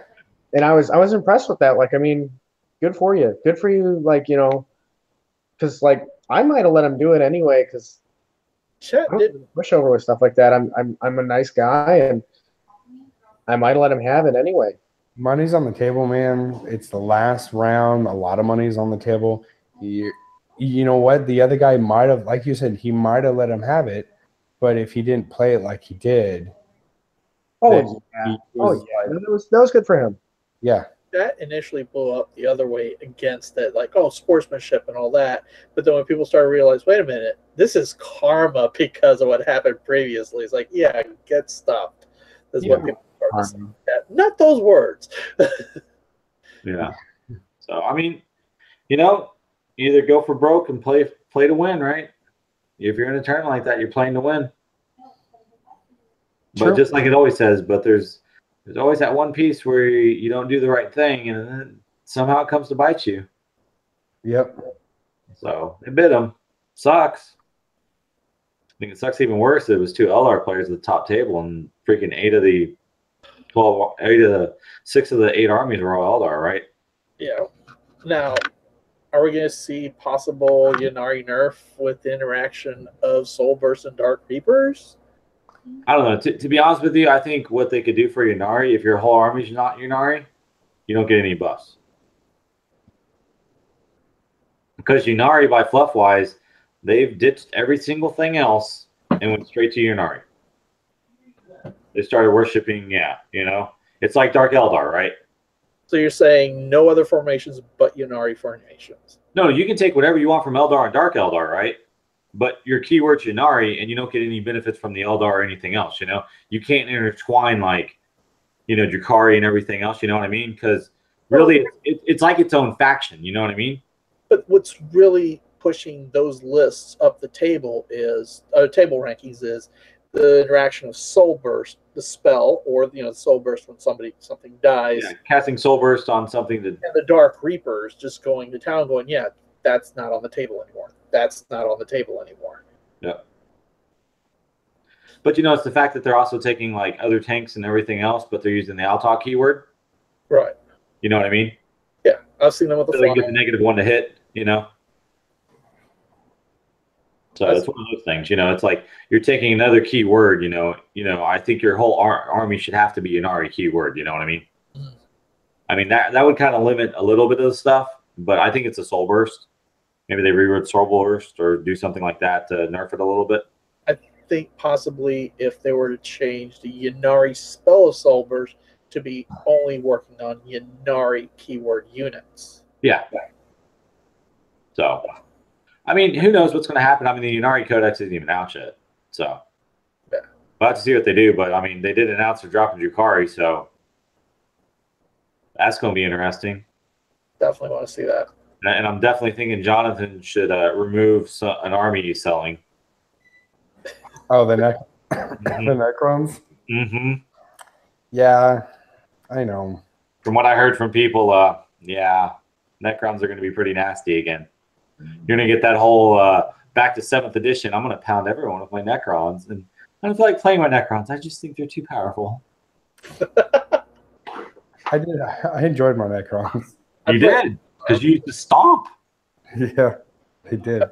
I played against the Necron army this weekend, and I still have to say, having leadership 10s on everything. It's like, oh yeah, I killed 80 of you guys. I'm leadership 10. I don't care. It's like, so Felipe, the Necron army I played, so it had 3 units of 20 warriors, 2 cryptex, and the HQ, like the normal leader, and then the rest was race.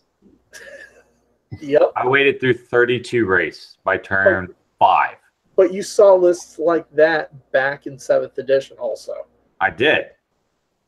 It was the race are not as effective as they used to be, but God, they're annoying. Yep. If I didn't have Null Zone, I would have gotten stomped. TJ talks about him being annoying. However, when I walked up to his table, I saw literally a mound of race. And I was like, is that dead? He's like, oh, yeah, man, that's my dead pile. I was like, oh. Yeah. Needless to say, the guy I played, Lucas, great guy. Man, he rolled like poo. Like that 3+ invulnerable save. You know, I'd wound like 3 or 4 times. He'd roll like, he'd fail 3 of them, 3 out of the 4. I was just like, damn, dude. I felt bad. It was bad. He was rolling really bad. Felt so bad. That's so rough. It is. It's rough because you're on the other side of the table and you're like, this is bad.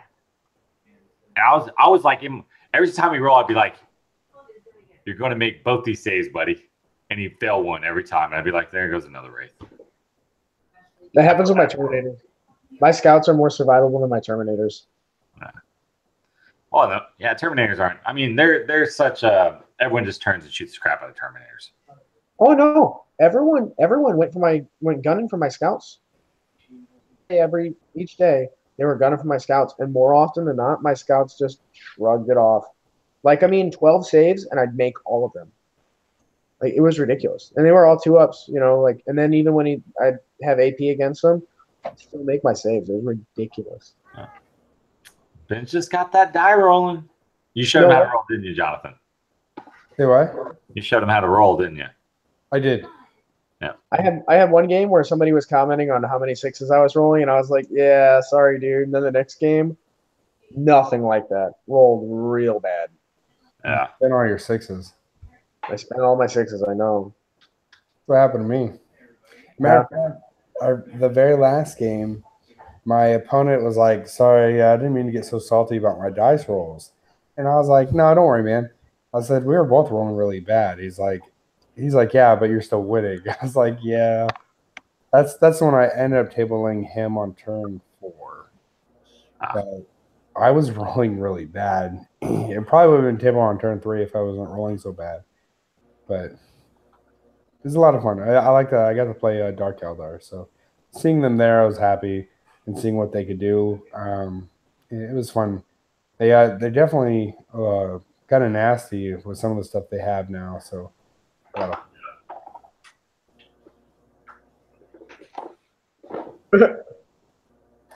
I did forget to mention. We got to pal around with Phil. Yes, that was a lot of fun. Phil was awesome. He's a good guy. Yeah, met him, and it's good to meet someone in person because you never know camera presence to meeting somebody. And he was a lot of fun. I did, however, I've never seen him stressed out until like I went up to his table, and he explained later what was going on. But initially I went up to his table, and I was like, hey, Phil, with the Glacial Geek, what's going on? And his opponent like looked at me. He was like, no, you go away. You just. He didn't say it like that, but it was like just like pretty much you need to leave.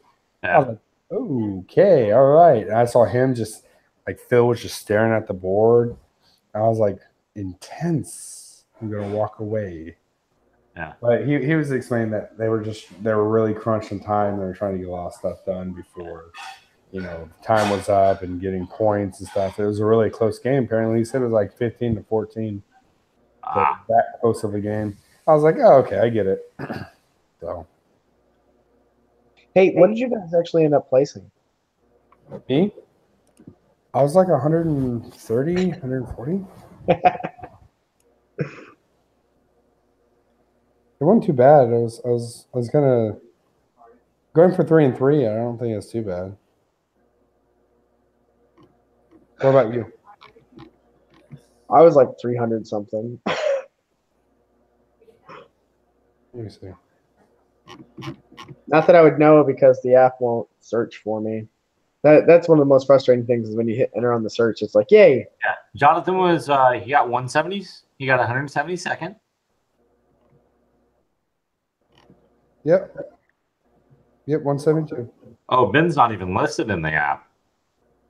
Well, No, I was joking. Then got 337. And Tyrone Collier got 247. I had the biggest improvement. Wait, you said you're 147? No, 247. Oh, okay. I had a very big improvement from last year. 337 out of like 4 something. I'm going from someone who should have got the wooden spoon to being mid. Pretty good. Should have gotten the wooden spoon. Yeah, last year he got 0 and 5. Yeah, it looks like there was 447 people, but I'm not sure if but you know how they do ties, and they give you the same ranking. So I'm not sure how many different ties there are on the app. So Well, I think there's over 500 people at the game. there had to be. Yeah. There were a few people that show up with 1 loss and then nothing else, no other games. So I guess they got beaten their first game and decided to go do something else. Yeah. The biggest loss was John Sunderman. Looked like he played all 6 games. Playing Harlequins. Bummer, dude. I expected to lose all 6. I really expected to lose all 6. I mean, yeah, coming in with your score, I think it's pretty much what we got last year. I think I won 2, tied 1, and lost 3. Yeah. So you coming in at 2 and 4 is pretty good, man. Yeah. I'm pretty jazzed about it. I really am. Like, I wanted to do well, and of course I wanted to compete with some of these big lists, but I knew I didn't have the synergy. I knew, I just didn't have it. And I didn't have the experience to play it well enough either. I've never played, I still have never played Eldar. I still have never played Tyrannid. So, I mean, I didn't know what to target, I didn't know what to, be worried about. But I was pretty pleased. I had a great time. Yeah. That's the thing when you go to these things, you can't really know all the different armies or anything like that. You just got to come with do as much research as you can, and then just go in and just roll some dice and hope that you're choosing the top priority targets, Yeah. Yep. It's all about Tiger priority, man. And when not to move and get deep striked on. Say that too. Yeah, that really, actually, more often than not, I ended up 3, maybe 4 out of my 6 games, I ended up sitting in my back line with everything just spread out, equidistant, and I just sat still and just refused to let anything deep strike on me. And and my opponents were kind of like, aren't you gonna move? Nope, I sit right here. I'm gonna make you deep strike on the front line right where I want you to, and I'm gonna have a wall of troops waiting for you, and now I'm gonna keep pushing them up so that you're not gonna be able to consolidate into my. Oh, there he goes. We had to get a run. Not going to be able to consolidate into the rest of my army. I think. Oh, were you playing the game where you finished what I was saying? Because that's actually what I was saying. Yeah, we were trying. Is that what you were going to say? Yeah, that's what I was saying. Yes. And I also said I was pushing my troops farther and farther out to extend that whole how far they'd be able to. We're pretty good. We work good against Blood Angels. But he tried to outweight me, and I was like, I don't have to wait. I've only got one unit in reserves, and you've got like 4, and they were all really expensive. And if you didn't bring them out, they weren't doing anything. Yeah. Honestly, though, he was a relatively new player, and I got a taste of my own medicine. Jonathan used to give me a lot of crap because I played really slow, and I was trying to think of all of my options, and I didn't know my army super well, and I got to experience that. And, he would kind of sit there and deliberate on what I was going to do, what he's going to do, what he's going to do, what he's going to do. It's like, Still happens. and it was a really nice guy, really cool guy. And his Blood Angels, his Sanguinary Guard were all Stormcast Eternals with wings, those awesome models. And he said he really regretted doing it because they were really hard to keep in unit coherency, and depending on his opponent, if they wanted to target him, the model's enormous with those wings. So if you're targeting the model. It was kind of rough, but they were really cool. I took some pictures. I'm gonna have to put them up and give them a shout out. That was awesome. You've been cutting out. Am I still cutting out? No, because you were talking and it sounded like you go, and then it sounded like you farted as you were talking. Yeah. At some points, you're so out of sync with what you're saying in the video. It's like a really bad Chinese kung fu movie stubbed. Oh, true. I guess I did find out one thing that makes me very happy as I was setting up my internet tonight. I'm not in a contract with Comcast, so I'm going to find another internet provider. Yeah, good luck with that one. Yeah, good luck on that one out in this area, buddy. I said that too until I was like, well, I guess I'm just going to take this one. Yeah, I'm not going to lie to you, Ben. Yeah, you could go AT&T, get like 25 meg. I hate Comcast so much. Like, from the bottom of my heart. Just hardwire in, man. Yep. I guess I'll have to. Hopefully I'll have a desk and stuff set up next time. Yeah. It's okay, Ben. I'll teach you how networking works one day. Please do. You're so smart and you're so experienced, and you've never dropped anything really expensive ever. Never dropped what? Anything really expensive ever. Never have ever. Wait, what? What did you drop expensive? I don't remember. What did I drop? Nothing. I'll take it to my grave. Oh. Oh, wow. Huh? I wonder what the story is behind that one. I'm wondering about it, what it is now too. I'll tell you later. It was a good time. Are you starting to remember? Was it us? Yeah, you and I were together. What did I drop now? Damn it. He's going to tell me after we get off the show. Oh, not a baby. No, not a baby, Tyler. Never drop my girls. No. God, what did I drop? It was not a baby. No. What was it, Ben? Tell me. I must know. Computer, monitor, laptop. I don't think you can say it. We'll find out later. Anyway. Maybe it's all a clever ruse. Maybe it is. He's got me thinking now. I'm thinking. That's My gonna head be the hurts. thing. I'm just gonna stress you out. I know you are. God. He knows how to push my buttons. We should have played poker. Who are we poking? Oh, you. Let's see what you did there. So funny, this guy. All right. Well, it's getting that time, guys, and we're rambling on about pretty much nonsense. Let me see. LVO again was epic. I think it was run a lot better. It seemed like it was a lot more organized this year, and it's only going to probably get better as the years go. And I think that pretty much covers it for everything that we did. You fine with me, TJ? We're jazzercising? We're flying together, man. Yeah, it was didn't get a whole lot of sleep. A lot of the late nights and early mornings, except TJ, who promptly went to bed at 11 or 12 o'clock, slept a nice full night of sleep, and woke up at 6. Oh, yeah. Sleeping, yes. I got my good 4 or 5 hours in until y'all came screaming in the room every night. Well, so his last hour of sleep before he woke up at 6, he woke up a little bit from the noise in the room. A little bit. Yeah, like on the last night what time we get in? We got in at like 1.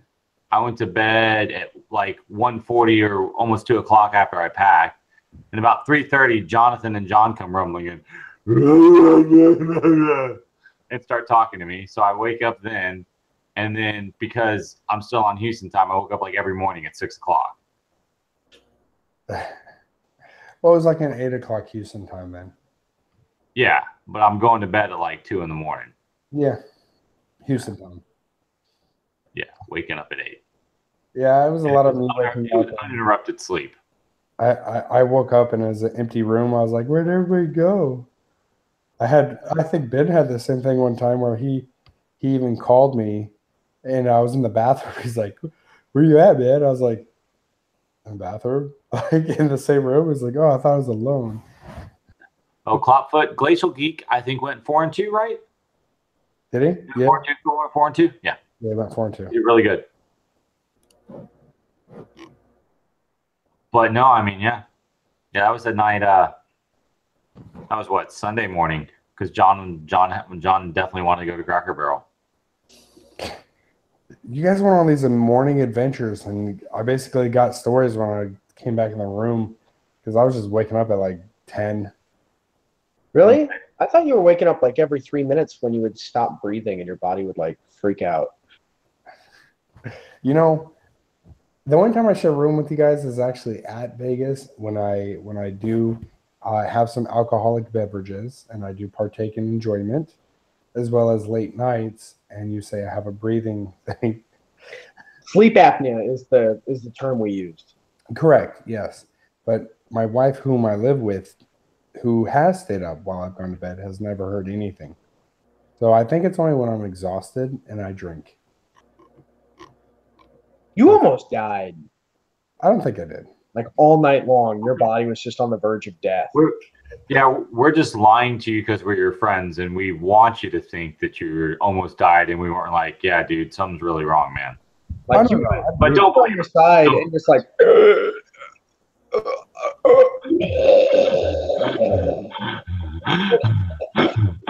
What's happening right now? That's what you were sounding like. You know, honestly, if I hadn't been so intoxicated and angry that you were snoring, because I hate snoring, I might have thought you were aspirating on vomit. If I had been in a clear, present state of mind, because it was such an awful sound, like maybe like a demon was possessing you. It was pretty bad. Maybe right, it was like a demon possessed him. It was that really rapid breathing. It scared the crap out of me. But yeah. I'm sorry, Jonathan. We were worried about you. You got to record it. I want to hear it. I want to hear it. No, I don't want to record that. Dude scared the shit out of me. Oh. Clapfoot, no, don't know how Glacial Geek did. Actually, I don't know if you guys already covered that. You may have lost it. Like 5 minutes ago. I've been just sitting here staring at a black screen, just not saying any curse words because, of course, that would be right when it popped back up. Very true. But so anyway, yeah, I think we should do our closing. We appreciate everyone who is participating in the conversation. Really glad to meet all you guys who came up or called us out of the line. Heck, so many people actually helped. Ben got some help from a vendor even. And oh yeah, dude, that was awesome. Yeah. Oh, I cannot think of what his name was Dan, right? What's that? Dan was his name? Yeah, it was Dan. I can't remember the name of his company off the top of my head. And I literally just moved, so I mean all of my paperwork, everything is just so scattered. I grabbed one of his flyers and I was gonna give him a shout out. So I left my flyer base in Houston.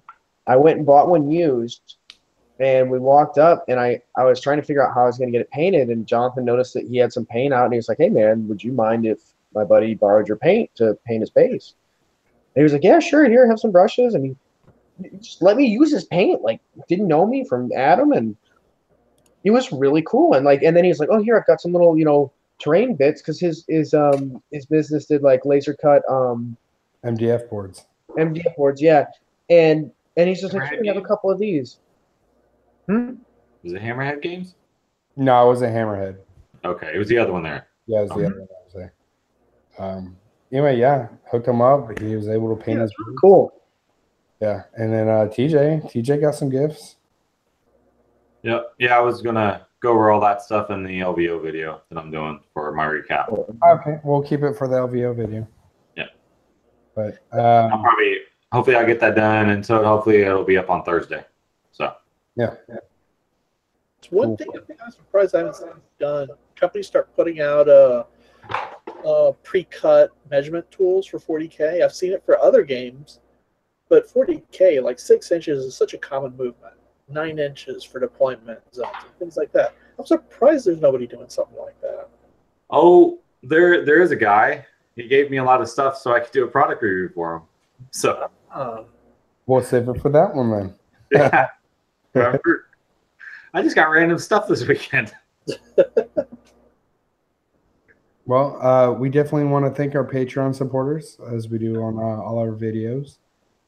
We're actually, instead of verbalizing it, we're actually start creating a clip at the end of the battle report for the thank you for our Patreon supporters with a new ad. But we got to meet one of them, was Brent. Brent was there. We got to see him, pal around. He had his own posse, so we didn't unfortunately got to hang out too much, but we got to definitely see him and meet up and stuff. And then as well as Darklighter, who has helped us out a lot as well. That's what? Darklighter wasn't there. No, I said. We're thanking you for being a Patreon supporter. Yes, Oh, sorry, I'm lagging. Yay! Yeah, okay. Yeah, we're thanking Patreon supporters. So, Darklighter as a Patreon supporter, he obviously said he didn't go to LVO, but we do thank them for their support. Everything that goes for the Patreon is everything that we can do to improve the channel only and expand the hobby, and that's our primary goal. So be sure to check out the videos that will be coming out. TJ's working on a lot of the LVO, as well as we have the partial panel, and Mini Wargamers will be doing probably the full panel video, since they recorded the entire thing. And Since their batteries were bigger than ours. Oh, and not super official, but John the Viking will be present a little more. Not 100%, but he'll be present a little more with FNP Wargamers. So that's really exciting to have him back. Partially, not fully back yet. Yeah, I mean, he'll still be doing the Pathfinder stuff with us, and he wants to more take in the Lost from the Warp segments. So I don't know how much of this is known, but we are trying to convince Mrs. Viking to come on the channel. I didn't know that. Yeah. You do me. Yeah. So we're gonna try and convince Mrs. Viking learn a game. She's talking about building her own army. Talking about learning her own. Well, we'll definitely do if she does, we can do a video about teaching 40K. That'd be awesome. Yeah. Yep. So, all right, guys. Thanks, and I appreciate everyone who tuned in. You guys have a good night.